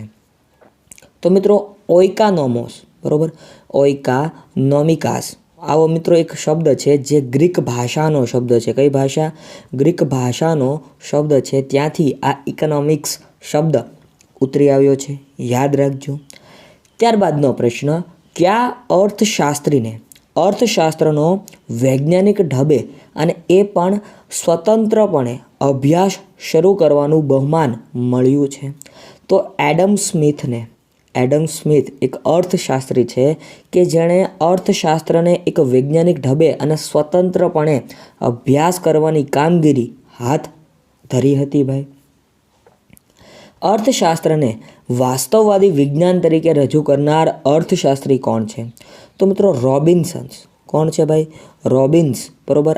આ એવા અર્થશાસ્ત્રી છે કે જેણે અર્થશાસ્ત્રને કેવું કીધું? વાસ્તવવાદી, બરાબર. વાસ્તવમાં મતલબ કે તમારી જે જીવનમાં વાસ્તવિક જે ઘટનાઓ બને છે એનો આધાર અર્થશાસ્ત્ર ઉપર ટકેલો છે, આવું રોબિન્સન્સ દ્વારા કહેવામાં આવ્યું હતું ભાઈ. એક સારા એવા અર્થશાસ્ત્રી છે. અર્થશાસ્ત્રના અભ્યાસ અને વિશ્લેષણના ક્ષેત્રની રીતે કેટલા ભાગ પડે છે? તો મિત્રો અર્થશાસ્ત્રના અભ્યાસ અને વિશ્લેષણના ક્ષેત્રની રીતે 2 ભાગ પડે છે. કેટલા? 2 ભાગ પડે છે. કયા કયા? તો માઇક્રો ઇકોનોમિક્સ અને મેક્રો ઇકોનોમિક્સ, સમગ્રલક્ષી અર્થશાસ્ત્ર, અને એક કયું એ તમારે કમેન્ટ સેક્શનમાં કમેન્ટ કરીને કહેવાનું રહેશે. આગળ વધીએ. સામાન્ય રીતે દેશ, વર્ષ, વરસાદ જેવી સ્વતંત્ર ચલ રાશિ શેના ઉપર દર્શાવવામાં આવે છે? તો મિત્રો આ બધું આડી ધરી ઉપર, બરાબર, આડી ધરી એટલે કે એક્સ અક્ષ પર દર્શાવવામાં આવે છે. ફરીવાર, સામાન્ય રીતે દેશ, વર્ષ, વરસાદ જેવી સ્વતંત્ર ચલ રાશિ શેના ઉપર દર્શાવવામાં આવે છે? તો આડી ધરી ઉપર દર્શાવવામાં આવે છે. પ્રિન્સિપલ્સ ઓફ ઇકોનોમિક્સ પુસ્તક કોણે લખ્યું છે? મિત્રો પ્રિન્સિપલ્સ ઓફ ઇકોનોમિક્સ પુસ્તક પ્રોફેસર આલ્ફ્રેડ માર્શલ દ્વારા લખવામાં આવ્યું છે. અર્થશાસ્ત્રના પિતા, ફાધર ઓફ ઇકોનોમી જેને ઓળખવામાં આવે છે એ કોણ છે? તો એડમ સ્મિથ, એને ફાધર ઓફ ઇકોનોમિક્સ તરીકે ઓળખવામાં આવે છે. અર્થશાસ્ત્રના પિતા કોણ ભાઈ? અર્થશાસ્ત્રના પિતા તરીકે કોને ઓળખવામાં આવે છે? એડમ સ્મિથને. ત્યારબાદ થિયેટરમાં જઈને ફિલ્મ જોવી આ કયા પ્રકારની પ્રવૃત્તિ છે? તો મિત્રો આ આર્થિક પ્રવૃત્તિ છે, ઇકોનોમિક એક્ટિવિટી છે. કેવી છે ભાઈ? આર્થિક પ્રવૃત્તિ છે. નીચેનામાંથી કઈ આર્થિક પ્રવૃત્તિ નથી? આવો પ્રશ્ન છે, નથી. તો ઓપ્શન જોવા પડશે આપણે ભાઈ. ખેતરમાં જઈને મહેનત કરવી તો એ આર્થિક પ્રવૃત્તિ છે. હોટલમાં જઈને જમવું તો પણ આર્થિક પ્રવૃત્તિ. ડૉક્ટર પોતાની પત્નીની સારવાર કરે છે, આ મિત્રો બિન આર્થિક પ્રવૃત્તિ છે. શિક્ષક શાળામાં ભણાવે છે તો આ પણ એક આર્થિક પ્રવૃત્તિ જ છે. અહીંયા બિનઆર્થિક પ્રવૃત્તિ આપણને ગોતવાનું કીધું હતું, તો સી ઓપ્શન અહીં આપણો સાચો જવાબ બની રહ્યો છે. કોણે અર્થશાસ્ત્રને અછતલક્ષી વિજ્ઞાન તરીકે રજૂ કર્યું છે? મિત્રો રોબિન્સ, બરાબર, એમના દ્વારા અર્થશાસ્ત્રને અછતલક્ષી વિજ્ઞાન તરીકે પણ રજૂ કર્યું છે ભાઈ.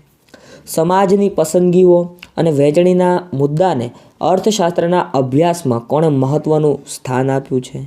તો સેમ્યુઅલ્સન, બરાબર, સેમ્યુઅલ્સન કરીને એક સારા એવા અર્થશાસ્ત્રી છે. એમના દ્વારા સમાજની પસંદગીઓ અને વહેંચણીના મુદ્દાને અર્થશાસ્ત્રના અભ્યાસમાં એક સારું એવું મહત્ત્વનું સ્થાન આપ્યું છે.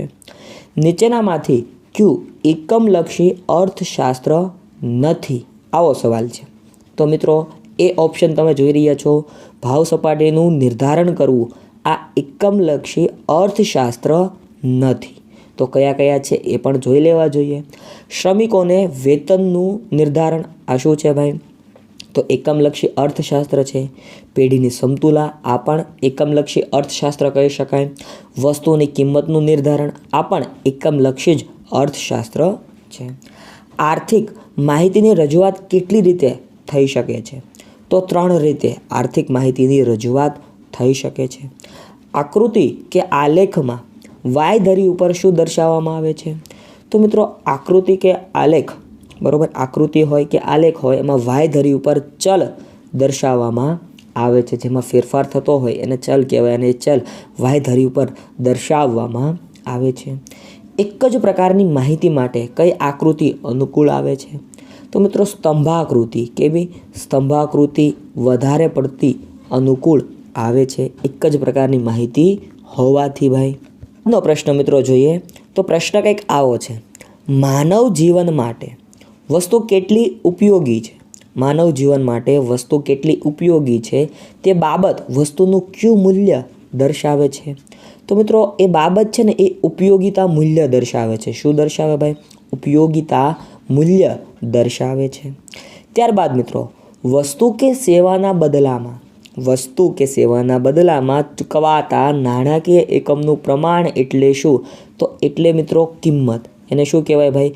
કિંમત તરીકે ઓળખવામાં આવે છે. પ્રાઇસ, બરાબર, યાદ રાખજો. ને શું કહેવામાં આવે છે? કિંમત કહેવામાં આવે છે. નીચેનામાંથી કઈ વસ્તુઓનો સમાવેશ ભૌતિક વસ્તુઓમાં થાય છે?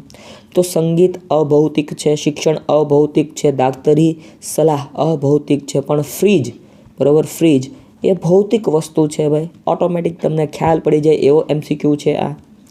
ત્યારબાદ સંપત્તિ નીચે પૈકી કયું લક્ષણ ધરાવતી નથી?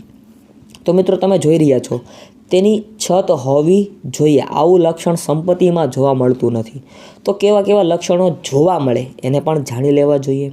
ઉપયોગિતાનો ગુણ ધરાવે છે, બાહ્ય રૂપ ધરાવે છે, વિનિમય પાત્રતા ધરાવે છે. તો આ બધા એના લક્ષણો છે ભાઈ, યાદ રાખો. તમામ કુદરતી સંપત્તિ એટલે ખાલી જગ્યા. તો મિત્રો તમામ કુદરતી સંપત્તિને છે ને જમીનમાં સમાવેશ કરવામાં આવે છે. ભલે પછી તે પેટ્રોલિયમ હોય, બરાબર, પેટ્રોલિયમ હોય, કોલસો હોય, આ બધા જનો સમાવેશ જમીનમાં જ ગણી લેવામાં આવે છે. તમામ કુદરતી સંપત્તિ એટલે જમીન, આવું કહેવામાં આવ્યું છે ભાઈ. નીચેનામાંથી જો વ્યાપાર ચક્રનો પ્રકાર નથી? તો અંશતઃ આર્થિક પરિવર્તનો આવો કોઈ વ્યાપાર ચક્રનો પ્રકાર પડતો નથી. તો કયા કયા પ્રકાર પડે છે એ પણ મારે તમારી સમક્ષ મૂકવા જોઈએ. આકસ્મિક આર્થિક પરિવર્તનો આવો એક વ્યાપાર ચક્રનો પ્રકાર છે. મોસમી આર્થિક પરિવર્તનો આ પણ વ્યાપાર ચક્રનો જ એક પ્રકાર છે. દીર્ઘકાલીન આર્થિક પરિવર્તનો આ પણ વ્યાપાર ચક્રનો જ એક પ્રકાર છે. તો યાદ રાખજો. પાણીનું વિનિમય મૂલ્ય કેવું છે? મિત્રો પાણીનું વિનિમય મૂલ્ય છે ને એ ખૂબ જ નીચું છે. કેવું છે ભાઈ? પાણીનું વિનિમય મૂલ્ય એ ખૂબ જ નીચું જોવા મળે છે. સોનાનું ઉપયોગિતા મૂલ્ય કેવું હોય છે? મિત્રો સોનાનું ઉપયોગિતા મૂલ્ય ઓછું જોવા મળે. કેવું જોવા મળે? ઓછું જોવા મળે છે. અર્થશાસ્ત્રમાં મૂલ્ય શબ્દ કયા સંદર્ભમાં વપરાય છે? તો વિનિમયના સંદર્ભમાં. અર્થશાસ્ત્રમાં મૂલ્ય શબ્દ એ વિનિમયના સંદર્ભમાં વપરાય છે. ત્યારબાદ જે વસ્તુઓ જોઈ શકાય છે અને માપી શકાય છે તે વસ્તુઓ કેવી વસ્તુઓ છે? તો એ બધી ભૌતિક વસ્તુઓ છે. કેવી? ભૌતિક વસ્તુઓ છે, કારણ કે એને ટચ કરી શકાય છે, જોઈ શકાય છે, અડી શકાય છે. એટલા માટે જે વસ્તુઓના પુરવઠા ઉપર અંકુશ રાખી શકાય છે, જો હું કીધું છે ભાઈ કે જે વસ્તુઓના પુરવઠા ઉપર અંકુશ રાખી શકાય છે તે વસ્તુઓ કેવી વસ્તુઓ છે? તો એ અછતવાળી વસ્તુઓ છે. કેવી? અછતવાળી વસ્તુઓ છે એવું કહેવામાં આવે છે ભાઈ. ઉત્પાદન પ્રક્રિયામાં ભાગ લઈ તુષ્ટિગુણનું સર્જન કરવામાં મદદરૂપ થાય તે કેવી વસ્તુઓ છે? તો એ મિત્રો ઉત્પાદક વસ્તુઓ છે. કેવી? ઉત્પાદક વસ્તુઓ છે. યાદ રાખજો, પૂછાય છે. સંપત્તિનું લક્ષણ છે તો વિનિમય ક્ષમતા એ શું છે ભાઈ? સંપત્તિનું લક્ષણ છે.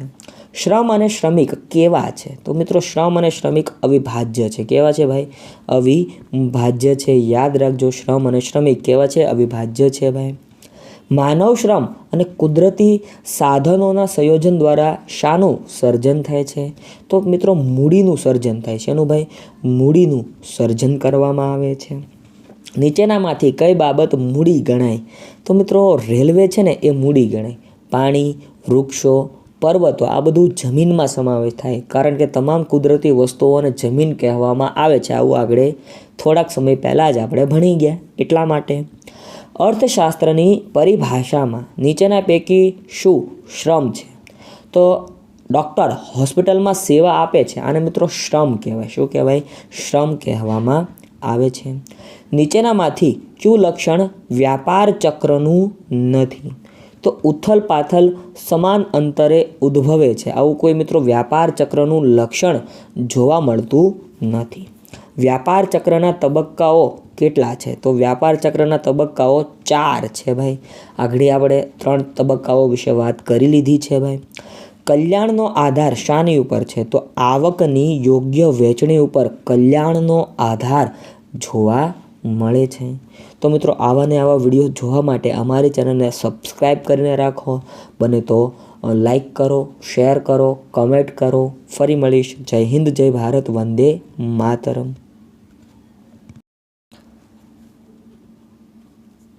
હલો મિત્રો, welcome back to one and only 100% success YouTube channel.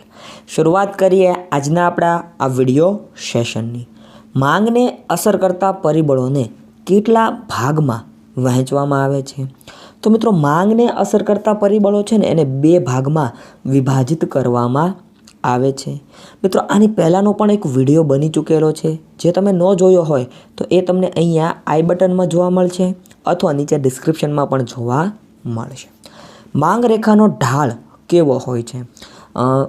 અર્થશાસ્ત્રનો most favourite પ્રશ્ન હોય ને તો આ છે, કારણ કે આ પ્રશ્ન વારંવાર રિપીટ થાય છે કે માંગ રેખાનો ઢાળ કેવો હોય. મિત્રો યાદ રાખવાનો, માંગ રેખાનો ઢાળ કેવો હોય? ઋણ ઢાળ હોય. અને તમે બધા કોમર્સના તારલાઓ કહેવો એટલે તમને બધાને આવડતો જ હશે આ પ્રશ્નનો જવાબ. ત્યારબાદ મિત્રો હલકા પ્રકારની વસ્તુઓ બીજા કયા નામથી ઓળખાય છે? મિત્રો હલકા પ્રકારની જે વસ્તુઓ છે ને એને ગિફન વસ્તુના નામથી પણ ઓળખવામાં આવે છે. કેવી વસ્તુ? ગિફન. બરાબર, ગિફન વસ્તુના નામથી પણ ઓળખવામાં આવે છે. માંગની મૂલ્ય સાપેક્ષતાના કેટલા પ્રકારો હોય છે? તો એના મિત્રો 5 પ્રકારો પડે છે. માંગની મૂલ્ય સાપેક્ષતાના કેટલા પ્રકાર પડે? 5 પ્રકાર પડે છે. કિંમત અને માંગ વચ્ચે કેવો સંબંધ છે? મિત્રો કિંમત અને માંગ આ બંને વચ્ચે વ્યસ્ત સંબંધ છે. કેવો? વ્યસ્ત સંબંધ જોવા મળે છે. કોની વચ્ચે? કિંમત અને માંગ વચ્ચે. પૂરક વસ્તુઓ કેવી હોય છે? મિત્રો પૂરક વસ્તુઓ છે ને એ બધી જોડાયેલી હોય. કેવી હોય મિત્રો? જોડાયેલી હોય છે. માંગનું વિસ્તરણ માંગ રેખા ઉપર કઈ તરફ જતા મળે છે? પ્રશ્ન થોડોક સમજવા રેખો મિત્રો. માંગનું વિસ્તરણ, બરાબર, માંગ રેખાનું વિસ્તરણની વાત છે. માંગનું વિસ્તરણ માંગ રેખા ઉપર કઈ તરફ જતા તમને જોવા મળે? તો નીચેની તરફ જ્યારે માંગ રેખા જાય ને ત્યારે માંગનું વિસ્તરણ થાય છે, માંગમાં વધારો થાય છે. આવું તમને સ્પષ્ટ રીતે જોવા મળે છે. નીચેનામાંથી માંગને કોની સાથે સંબંધ નથી? મિત્રો, માંગને ગ્રાહકો સાથે સંબંધ નથી. તો સંબંધ કોની હોય? ભાઈ ચોક્કસ સમયે, ચોક્કસ કિંમતે અને ચોક્કસ પુરવઠા, બરાબર, મતલબ કે યોગ્ય સમયે, યોગ્ય જથ્થામાં, યોગ્ય કિંમતે વસ્તુ કે સેવાની ડિમાન્ડ, બરાબર, હોય છે, માંગ કરવામાં આવતી હોય છે. એટલે એ પણ એક યાદ રાખજો. માંગનો નિયમ કોણે આપેલો છે? સિમ્પલ પ્રશ્ન છે, વારંવાર રિપીટ થાય છે. માંગનો નિયમ મિત્રો પ્રોફેસર આલ્ફ્રેડ માર્શલ દ્વારા આપવામાં આવ્યો છે. કોના દ્વારા? પ્રોફેસર આલ્ફ્રેડ માર્શલ દ્વારા માંગનો નિયમ, લો ઓફ ડિમાન્ડ, બરાબર, જેને ઇંગ્લિશમાં લો ઓફ ડિમાન્ડ તરીકે પણ ઓળખવામાં આવે છે, એ પ્રોફેસર આલ્ફ્રેડ માર્શલ દ્વારા આપવામાં આવ્યો છે ભાઈ. ત્યારબાદ વસ્તુની કિંમત ખૂબ ઊંચી હોય તો ધનિક વર્ગ દ્વારા થતી પ્રતિષ્ઠા મૂલ્ય ધરાવતી વસ્તુઓની માંગ કેવી હોય છે?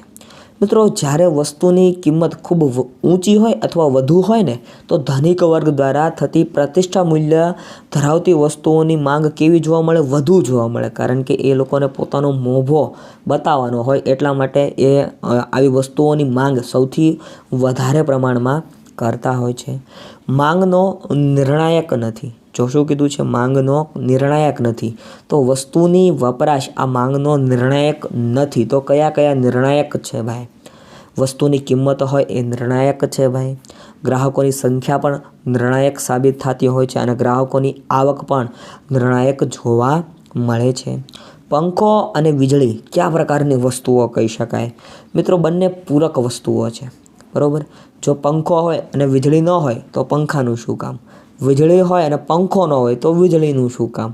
એટલે બંને એકબીજાની કેવી છે ભાઈ? પૂરક વસ્તુઓ છે. યાદ રાખજો, કેવી વસ્તુઓ છે ભાઈ? પૂરક વસ્તુઓ જોવા મળે છે. માંગનો ગાણિતિક વિધેય dx = f(p(x) માં કિંમત શું છે? તો એમાં મિત્રો કારણ છે. શું છે ભાઈ? કારણ, બરાબર. એમાં કિંમત શું છે?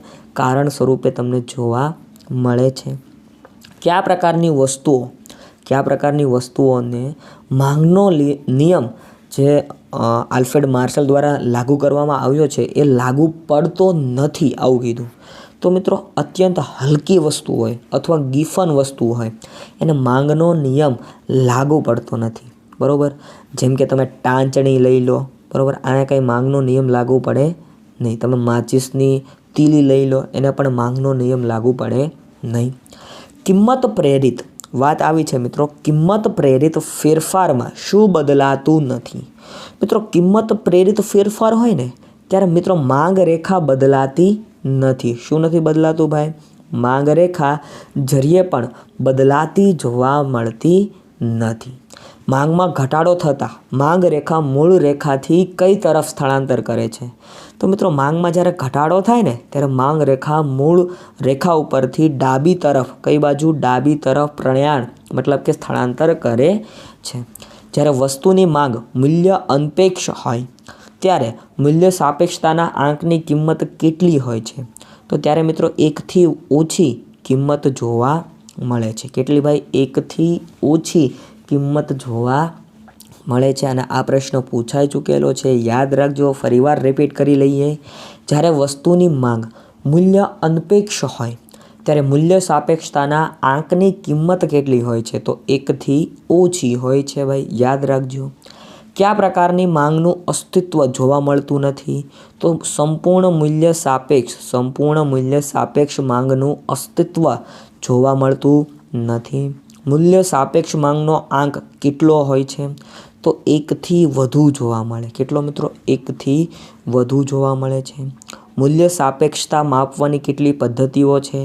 મૂલ્ય સાપેક્ષતા માપવાની 4 પદ્ધતિઓ છે ભાઈ. કેટલી પદ્ધતિઓ છે? 4 પદ્ધતિઓ છે. 4 ટાઈપ્સ, બરાબર, યાદ રાખજો. ત્યારબાદ આગળ વધીએ. કિંમતના ઘટાડાના કારણે પુરવઠામાં થતા ફેરફારને શું કહેવામાં આવે છે? યાદ રાખવા જેવી બાબત મિત્રો. કિંમતના ઘટાડાના કારણે પુરવઠામાં થતો ફેરફાર એને સંકોચન કહેવાય. શું કહેવાય ભાઈ? સંકોચન કહેવામાં આવે છે. શું કહેવાય? સંકોચન કહેવાય. કિંમત સિવાયના પરિબળો પ્રેરિત ફેરફારને લીધે પુરવઠામાં થતા પરિવર્તનને શું કહેવાય? તો એને મિત્રો વધારો ઘટાડો કહેવાય. શું કહેવાય? વધારો ઘટાડો કહેવાય. વસ્તુની કિંમત અને પુરવઠા વચ્ચે કેવો સંબંધ છે? તો વસ્તુની કિંમત અને પુરવઠા વચ્ચે ધન સંબંધ છે. કેવો ભાઈ? ધન સંબંધ જોવા મળે છે. શું ઘટે? તો નફાનું પ્રમાણ ઘટવાથી પુરવઠો ઘટાડવામાં આવે છે. મિત્રો કિંમત ઘટે ને, બરાબર, પ્રાઇસ ઘટે. કિંમત ઘટાડાની સાથે સંકળાયેલો આ એક પ્રશ્ન છે ભાઈ. જ્યારે કિંમત ઘટે ને તો નફાનું પ્રમાણ ઘટવાથી પુરવઠો પણ ઘટાડવામાં આવે છે. જેટલી સપ્લાય હોય ને એના કરતાં ઓછી સપ્લાય આપવામાં આવતી હોય છે. ત્યારબાદ જથ્થો કુલ પુરવઠા કરતાં ખાલી જગ્યા હોય છે તો વધુ હોઈ શકે છે ભાઈ. બરાબર, જથ્થો કુલ પુરવઠા કરતાં વધુ હોઈ શકે છે. યાદ રાખજો. ભવિષ્યમાં ભાવો વધવાની અટકળો હોય, ભવિષ્યમાં ભાવ વધવાના છે આવી અટકળ બંધાણી હોય તો પેઢી વર્તમાન પુરવઠો શું કરશે? ઘટાડે છે. શું કરે છે ભાઈ? વર્તમાન પુરવઠો હોય એને ઘટાડે છે. યાદ રાખજો. આગળ વધીએ. પુરવઠાની અનુસૂચિના બધા પદો કેવા હોય છે?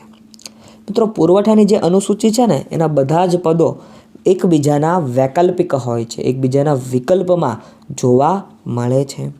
ઉત્પાદનનો એવો ભાગ જે પ્રવર્તમાન કિંમતે ઉત્પાદક વેચવા માટે તૈયાર કરે છે અને તેને પુરવઠો કહેવામાં આવે છે. તેને શું કહેવાય ભાઈ? It is called supply. પુરવઠો કહેવામાં આવે છે. ઉત્પાદનનો એવો ભાગ જે પ્રવર્તમાન કિંમતે ઉત્પાદક વેચવા માટે તૈયાર કરે છે અને તેને પુરવઠા તરીકે ઓળખવામાં આવે છે. કઈ બાબત પુરવઠાનો નિર્ણાયક નથી? તો પૂરક વસ્તુની કિંમત એ પુરવઠાનો એક નિર્ણાયક બાબત નથી. ત્યારબાદ કિંમત પ્રેરિત ફેરફારને લીધે પુરવઠામાં થતું પરિવર્તન શું કહેવાય છે? તો એના મિત્રો પુરવઠાનું વિસ્તરણ સંકોચન કહેવામાં આવે છે. પ્રશ્નને ફરીવાર સમજી લઈએ. કિંમત પ્રેરિત ફેરફારને લીધે પુરવઠામાં થતું પરિવર્તનને શું કહેવાય? તો એને પુરવઠાનું વિસ્તરણ સંકોચન કહેવામાં આવે છે. પુરવઠા રેખા પોતાની જમણી બાજુએ ખસે ત્યારે તેને શું સૂચવે છે? તો ત્યારે એનો પુરવઠાનો વધારો સૂચવે છે. પુરવઠા રેખા ઉપર કોઈ બિંદુની ગતિ સમતુલા બિંદુથી નીચેની તરફ હોય તો તેને શું સૂચન કહેવાય છે? એને મિત્રો પુરવઠાનું સંકોચન કહેવાય. શું કહેવાય? સંકોચન મતલબ કે ઘટાડો કહેવામાં આવે છે. આમ સંકોચન એટલે ઘટાડો જ થાય, પણ ઘટાડો કરતાં સંકોચન એ અહીં સાચો જવાબ બને છે, એટલે એ ઓપ્શન સાચો જવાબ છે અહીંયા. પુરવઠા રેખા ક્યારે બદલાતી નથી? તો કિંમતમાં ફેરફાર થતાં પુરવઠા રેખા જરીએ પણ બદલાતી જોવા મળતી નથી. પુરવઠાના નિયમના અપવાદમાં કિંમત અને પુરવઠા વચ્ચે કેવો સંબંધ જોવા મળે છે? તો વ્યસ્ત સંબંધ જોવા મળે છે. કેવો સંબંધ ભાઈ? વ્યસ્ત સંબંધ જોવા મળે છે.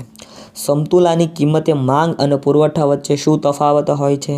તો બંને એક સરખા જોવા મળે છે. કેવા જોવા મળે? બંને એક સરખા ઇક્વલ પ્રમાણમાં જોવા મળે છે. મિત્રો વિડીયો ગમતો હોય તો લાઈક કરો, શેર કરો, કમેન્ટ કરો અને તમારે PDF જોતી હોય તો તમે આ જે સ્ક્રીન ઉપર નંબર બતાવે છે ત્યાં મેસેજ પણ કરી શકો છો અને સાથે સાથે અમારી ટેલિગ્રામ ચેનલને પણ તમે જોઈન કરીને રાખો, જ્યાં તમને તમામ પ્રકારની PDF જોવા મળશે. જય હિન્દ, જય ભારત, વંદે માતરમ. હલો મિત્રો, welcome back to one and only 100% success YouTube channel. શરૂઆત કરીએ આજના આપણા પ્રશ્નથી. સરેરાશ ખર્ચની રેખાનો આકાર કેવો હોય છે? આવો પ્રશ્ન છે. મિત્રો યાદ રાખજો, સરેરાશ ખર્ચની રેખાનો આકાર યુ જેવો હોય. કેવો હોય ભાઈ? યુ આકારનો જોવા મળે છે. સરેરાશ ખર્ચની વાત છે એટલા માટે એનો આકાર યુ બનતો હોય છે. કયા ખર્ચને માપી શકાતો નથી? મિત્રો વાસ્તવિક ખર્ચ, બરાબર, વાસ્તવિક ખર્ચ હોય ને એને માપી શકાતો નથી. એવો કયો ખર્ચ છે કે જેને માપી શકાય નહીં? તો એનો સાચો જવાબ આવે વાસ્તવિક ખર્ચ. ત્યારબાદ ઉત્પાદનનું પ્રમાણ 0 હોય ત્યારે પણ આ ખર્ચ હકારાત્મક હોય છે. જો શું કીધું છે? ઉત્પાદનનું પ્રમાણ 0 હોય ત્યારે પણ આ ખર્ચ હકારાત્મક હોય છે. તો ક્યારે? જ્યારે સ્થિર ખર્ચની વાત આવતા હોય ને મિત્રો, ત્યારે યાદ રાખજો, ઉત્પાદન ભલે શૂન્ય થતું હોય પણ સ્થિર ખર્ચ યથાવત રહે છે, શરૂને શરૂ જ રહે છે. એવો કયો ખર્ચ છે કે જે ઉત્પાદન શૂન્ય હોય છતાં પણ શરૂ હોય? આવો સવાલ પૂછાય તો એમાં પણ સ્થિર ખર્ચ જ સાચો જવાબ બને છે. કયા ખર્ચને ઉત્પાદનના પ્રમાણ સાથે સીધો સંબંધ છે? મિત્રો યાદ રાખજો, અસ્થિર ખર્ચને, કોને ભાઈ? અસ્થિર ખર્ચને ઉત્પાદનના પ્રમાણ સાથે કેવો ભાઈ? સીધો ડાયરેક્ટ કનેક્શન જોવા મળે છે. સીધો સંબંધ કોને છે ભાઈ? યાદ રાખજો, પૂછાઈ શકે. અસ્થિર ખર્ચને ઉત્પાદનના પ્રમાણ સાથે સીધો સંબંધ જોવા મળે છે. 5મો પ્રશ્ન મિત્રો, કયા બજારમાં સરેરાશ આવક અને સીમાંત આવક સરખી હોય છે? મિત્રો પૂર્ણ હરીફાઈવાળું બજાર હોય ને, પૂર્ણ હરીફાઈવાળું બજાર હોય તેમાં તમારી સરેરાશ આવક અને સીમાંત આવક બંને ઇક્વલ જોવા મળે છે, એક સરખી, એક સમાન જોવા મળે છે. ફરીવાર મિત્રો, કયા બજારમાં સરેરાશ આવક અને સીમાંત આવક સરખી હોય છે?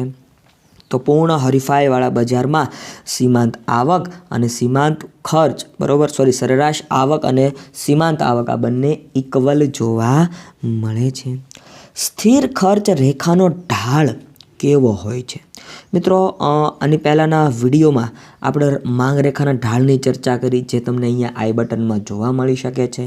તો આ બધા વિડીયો જોઈ લેજો, બરાબર, અને ક્રમવાઇઝ વિડીયો જોજો, જેથી કરીને તમારા બધા પ્રશ્નોનું સોલ્યુશન થાય. તમને કોઈ પણ પ્રકારની તકલીફ હોય તો તમે આ નંબર ઉપર અવશ્ય મેસેજ કરી શકો છો ભાઈ, બરાબર, એ પણ ધ્યાનમાં લેજો. આગળ વધીએ મિત્રો, વાત કરતા હતા સ્થિર ખર્ચ રેખાનો ઢાળ કેવો હોય છે? તો એક્સ ધરીને સમાંતર હોય છે.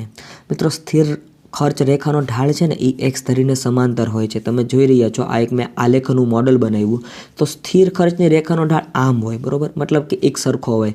તો આ તમે જે બતાવી રહ્યું છે, બરાબર, આ એ એક્સ અક્ષ છે, બરાબર, એટલે એને સમાંતર હોય છે. આટલું યાદ રાખજો.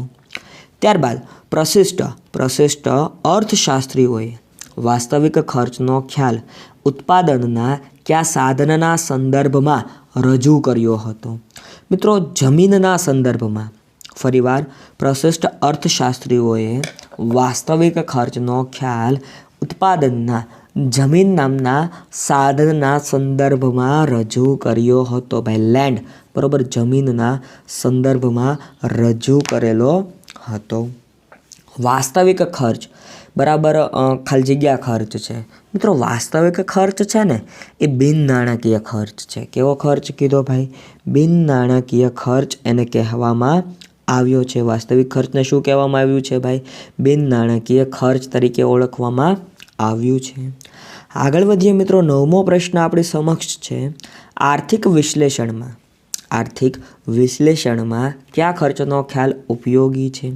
તો મિત્રો નાણાકીય ખર્ચનો ખ્યાલ ખૂબ જ ઉપયોગી સાબિત થતો જોવા મળે છે. શેનો ખ્યાલ ભાઈ? નાણાકીય ખર્ચનો ખ્યાલ. ટૂંકા ગાળામાં બદલી શકાતા સાધનોને ખાલી જગ્યા કહે છે, તો એને અસ્થિર સાધનો કહે છે. શું કહે છે ભાઈ? અસ્થિર સાધનો તરીકે એને ઓળખવામાં આવે છે. કયા પ્રકારના ખર્ચની રેખા એક્સ અક્ષને સમાંતર હોય છે? મિત્રો સ્થિર ખર્ચની રેખા એ એક્સ અક્ષને કેવી હોય છે ભાઈ? સમાંતર જોવા મળે છે. યાદ રાખજો મિત્રો, આની પહેલાં જ મેં તમને આલેખ દોરીને સમજૂતી આપી. એ જ પ્રશ્ન ફરીવાર અહીંયા તમારી સમક્ષ રિપીટ થઈ ગયો છે ભાઈ, બરાબર, યાદ રાખતા જજો. ઉત્પાદન વધતા કયા પ્રકારનો ખર્ચ સતતપણે ઘટે છે પણ શૂન્ય થતો નથી? મિત્રો ઉત્પાદન વધતા સરેરાશ સ્થિર ખર્ચ હોય ને, એ સતત ઘટે છે પણ ક્યારેય શૂન્ય થતો નથી. નેવર પોસિબલ ઝીરો, એ ક્યારેય શૂન્ય થતો નથી. લાંબા ગાળે બધા જ ખર્ચ કયા પ્રકારના બને છે? મિત્રો લાંબા ગાળે બધા જ ખર્ચ છે ને, એ અસ્થિર પ્રકારના બને છે. કેવા બને છે ભાઈ? અસ્થિર પ્રકારના ખર્ચ લાંબા ગાળે બનતા જોવા મળે છે. નીચેનામાંથી કયો ખર્ચ સ્થિર ખર્ચ નથી? તો શ્રમિકોનું વેતન ભાઈ, શ્રમિકોનું વેતન આ ખર્ચ મિત્રો સ્થિર ખર્ચ નથી. તો લાયસન્સ ફી આ સ્થિર ખર્ચ છે. કાયમી સ્ટાફનું વેતન આ પણ સ્થિર ખર્ચ કહેવાય. વીમાનું પ્રીમિયમ કારણ કે એ પણ મહિને મહિને આવતું એટલે સ્થિર ખર્ચમાં સમાવેશ થાય. પણ શ્રમિકોનું વેતન આ સ્થિર ખર્ચ નથી, અસ્થિર ખર્ચ છે ભાઈ. નીચેનામાંથી કયો ખર્ચ અસ્થિર ખર્ચ છે? તો વીજળીનું બિલ ભાઈ. વીજળીનું બિલ એ કેવું છે ભાઈ? અસ્થિર ખર્ચ છે. કારણ કે ભાઈ જો પ્રોડક્શન વધે બરાબર તો એ પ્રમાણમાં વીજળીનો ઉપયોગ વધારે પ્રમાણમાં થાય અને એના કારણે વીજળીનું બિલ વધારે આવે. તો એટલા માટે આને કેવો ખર્ચ કીધો છે? અસ્થિર ખર્ચ કહેવામાં આવ્યો છે. યાદ રાખતા જાજો મિત્રો. નાયબ હિસાબનીશ હોય, સ્ટેટિસ્ટિકલ આસિસ્ટન્ટ હોય બરાબર, એ બધાની એક્ઝામમાં આવા પ્રશ્નો પૂછાઈ શકે છે. અને જે તમને આ વિડીયો ખૂબ જ હેલ્પફુલ થાય તો તમે આ યુટ્યુબ ચેનલને સબસ્ક્રાઈબ કરીને રાખો અને તમારા મિત્રોને પણ શેર કરો, લાઈક કરો વિડીયોને બરાબર. આગળ વધીએ મિત્રો. પ્રોફેસર માર્શલની વાત છે. સોરી મિત્રો, એક પ્રશ્ન રહી ગયો, જોઈ લઈએ. ઉત્પાદન શૂન્ય હોય ત્યારે કયા પ્રકારનું ખર્ચ શૂન્ય હોય છે? મિત્રો ઉત્પાદન જ્યારે શૂન્ય હોય ને ત્યારે અસ્થિર ખર્ચ. કેવો ખર્ચ ભાઈ? અસ્થિર ખર્ચ પણ કેવો રહે છે? 0, શૂન્ય, અંડા સ્વરૂપે રહે છે. ફરીવાર ઉત્પાદન શૂન્ય હોય ત્યારે કયા પ્રકારનો ખર્ચ શૂન્ય હોય છે? તો અસ્થિર ખર્ચ પણ શૂન્ય જોવા મળે છે. પ્રોફેસર માર્શલના મતે ઉત્પાદનનું મુખ્ય ખર્ચ કેવું છે? તો અસ્થિર ખર્ચ બરાબર. અસ્થિર ખર્ચ એ ઉત્પાદનનો એક મુખ્ય ખર્ચ છે. કારણ કે ઉત્પાદનમાં મિત્રો તમને ખબર છે વીજળી હોય બરાબર, યંત્રોનો ઉપયોગ થાય અને એના કારણે અસ્થિર ખર્ચ વધારો ઘટાડો થાય. એટલે ઉત્પાદનનો મુખ્ય ખર્ચ પૂછાય ને તો યાદ રાખજો અસ્થિર ખર્ચ સાચો જવાબ બને છે. કયા પ્રકારના ખર્ચની રેખા યુ આકારની હોય છે? તો આગળ આપણે ચર્ચા થઈ ગઈ ભાઈ સરેરાશ ખર્ચ બરાબર. સરેરાશ ખર્ચની જે રેખા છે એ યુ આકારની હોય છે. ત્યારબાદ સરેરાશ ખર્ચની રેખા અને સીમાંત ખર્ચની રેખા એકરૂપ બને ત્યારે સરેરાશ ખર્ચ ખાલી જગ્યા હોય છે. ત્યારે સરેરાશ ખર્ચ મિત્રો લઘુત્તમ હોય. કેવો હોય ભાઈ? લઘુત્તમ હોય, ઓછો જોવા મળે છે. પૂર્ણ હરીફાઈવાળા બજારમાં સરેરાશ આવક અને સીમાંત આવક કેવી હોય છે? એક સરખી હોય, ઇક્વલ હોય ભાઈ. કેવી હોય? એક સરખી જોવા મળે છે. ત્યારબાદના પ્રશ્નો મિત્રો જોઈએ. સ્થાન આધારિત બજારના કેટલા પ્રકારો હોય છે? મિત્રો સ્થાન આધારિત બજારના છે ને 4 પ્રકારો જોવા મળે.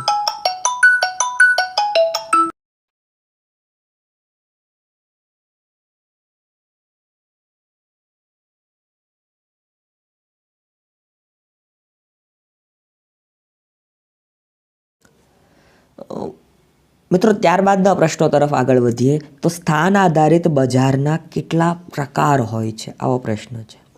મિત્રો યાદ રાખજો સ્થાન આધારિત બજાર હોય ને એને કેટલા? 4 પ્રકાર પડે છે. યાદ રાખવા જેવો પ્રશ્ન પૂછાઈ શકે એવો છે. પાઠ્યપુસ્તકમાં બેઠો આપેલો છે એટલા માટે.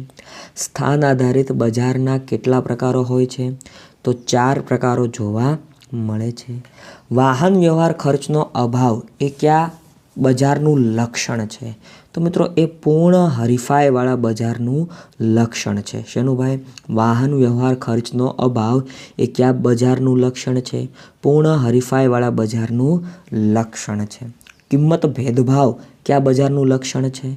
તો કિંમત ભેદભાવ એ ઇજારો બરાબર, ઇજારાનું એક લક્ષણ છે ભાઈ. ઇજારો કોને કહેવાય? તમે બધા કોમર્સના વિદ્યાર્થીઓ છો એટલે તમને બધાને ખ્યાલ હોય જ મિત્રો. કયા બજારમાં પેઢીએ જ ઉદ્યોગ બને છે? યસ મિત્રો, યસ, આનો સાચો જવાબ આવી ગયો કે જ્યાં ઇજારો હોય ને મિત્રો ત્યાં પેઢી હોય ને, પેઢી એ જ મોટો ઉદ્યોગ સાબિત થતો જોવા મળે છે. ત્યારબાદના પ્રશ્નો તરફ આગળ વધીએ મિત્રો. વેચાણ ખર્ચ કયા બજારનું અગત્યનું એક લક્ષણ છે? તો ઇજારાયુક્ત હરીફાઈ જ્યાં હોય એ મિત્રો વેચાણ ખર્ચનું એક અગત્યનું શું છે ભાઈ? લક્ષણ જોવા મળે છે. પરસ્પર અવલંબન કયા બજારમાં જોવા મળે છે? મિત્રો અલ્પ હસ્તક ઇજારો જ્યાં હોય ને ત્યાં પરસ્પર અવલંબન જોવા મળે છે। શું જોવા મળે છે? પરસ્પર અવલંબન ક્યાં જોવા મળે છે? આવો સવાલ પૂછાય તો જ્યાં અલ્પ હસ્તક પ્રકારનો ઇજારો હોય ને ત્યાં પરસ્પર અવલંબન જોવા મળે છે। કિંમત ચુસ્તતા કયા બજારમાં જોવા મળે છે? તો એ અલ્પ હસ્તક ઇજારામાં કિંમત ચુસ્તતા જોવા મળે છે। કયા બજારમાં પેઢીઓનો પ્રવેશ બંધ હોય છે? જ્યાં ઇજારો હોય ને મિત્રો, જ્યાં ઇજારાની પરિસ્થિતિ હોય ત્યાં પેઢીઓનો પ્રવેશ બંધ જોવા મળે છે, બરાબર। કારણ કે એક જ પેઢી એ આખો ઉદ્યોગ એ આખું બજાર બની જાય છે, એટલા માટે ત્યાં બીજી પેઢીઓનો પ્રવેશ સંપૂર્ણ બંધ હોય છે। સમાન ગુણી વસ્તુઓ કયા બજારનું લક્ષણ છે? પૂર્ણ હરીફાઈની પરિસ્થિતિ જ્યાં જોવા મળે ત્યાં સમાન ગુણી વસ્તુઓનું એક લક્ષણ પણ જોવા મળે છે। પૂર્ણ હરીફાઈવાળા બજારનું આ એક લક્ષણ છે। અસામાન્ય નફો કયા બજારનું સામાન્ય લક્ષણ છે? તો ઇજારાનું એ સામાન્ય લક્ષણ છે। ખાંચાવાળી માંગ રેખા કયા પ્રકારના બજારમાં શક્ય છે? તો મિત્રો, ખાંચાવાળી માંગ રેખા એ અલ્પ હસ્તક ઇજારાની પરિસ્થિતિ હોય ને ત્યાં જોવા મળે છે અને આ પ્રશ્ન પૂછાઈ ચૂકેલો છે, તો યાદ રાખજો, કન્ફ્યુઝ બિલકુલ ન થતા। નીચેનામાંથી કયું બજારનું લક્ષણ નથી? તો મિત્રો, ગ્રાહકો બજારનું લક્ષણ છે, વેચનાર પણ બજારનું લક્ષણ છે, કિંમત પ્રાઇસ એ પણ બજારનું જ એક લક્ષણ છે, પણ સંપર્કનો અભાવ આ બજારનું લક્ષણ નથી। શાકભાજીનું બજાર કેવા પ્રકારનું બજાર છે? મિત્રો, શાકભાજીનું બજાર એ છૂટક બજાર છે। શું છે ભાઈ? છૂટક બજાર છે। હરીફાઈ આધારિત બજારને કેટલા પ્રકારો છે? તો હરીફાઈ આધારિત બજારના પણ 4 પ્રકાર પડે છે। કેટલા પ્રકાર ભાઈ? 4 પ્રકાર જોવા મળે છે। ત્યારબાદ કયા પ્રકારના બજારમાં ઇજારાના તત્વોનો અભાવ હોય છે? જ્યાં પૂર્ણ હરીફાઈવાળું બજાર હોય, જ્યાં પૂર્ણ હરીફાઈવાળું બજાર હોય ત્યાં ઇજારાના તત્વોનો કેવો અભાવ જોવા મળે છે? ત્યારબાદ મિત્રો, નીચેનામાંથી કયું લક્ષણ પૂર્ણ હરીફાઈવાળા બજારનું નથી? તો પેઢીઓની પ્રવેશબંધી। પેઢીઓની પ્રવેશબંધી એ પૂર્ણ હરીફાઈવાળા બજારનું લક્ષણ નથી, યાદ રાખજો। કયા પ્રકારના બજારમાં ઉત્પાદનના સાધનો સંપૂર્ણ ગતિશીલ હોય છે?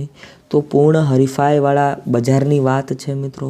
પૂર્ણ હરીફાઈવાળા બજારમાં ઉત્પાદનના સાધનો સંપૂર્ણ ગતિશીલ જોવા મળે છે। કેવા? સંપૂર્ણ ગતિશીલ જોવા મળે છે। ઇજારાયુક્ત હરીફાઈનું વિશિષ્ટ લક્ષણ કયું છે? તો વેચાણ ખર્ચ। ભાઈ શું છે એનું લક્ષણ? વેચાણ ખર્ચ એ એનું એક લક્ષણ છે। અલ્પ હસ્તક ઇજારામાં માંગ રેખા કેવી હોય છે? તો માંગ રેખા ખાંચાવાળી જોવા મળે છે। કેવી જોવા મળે ભાઈ? ખાંચાવાળી જોવા મળે છે। કયા પ્રકારના બજારમાં અસંખ્ય પેઢીઓ હોય છે?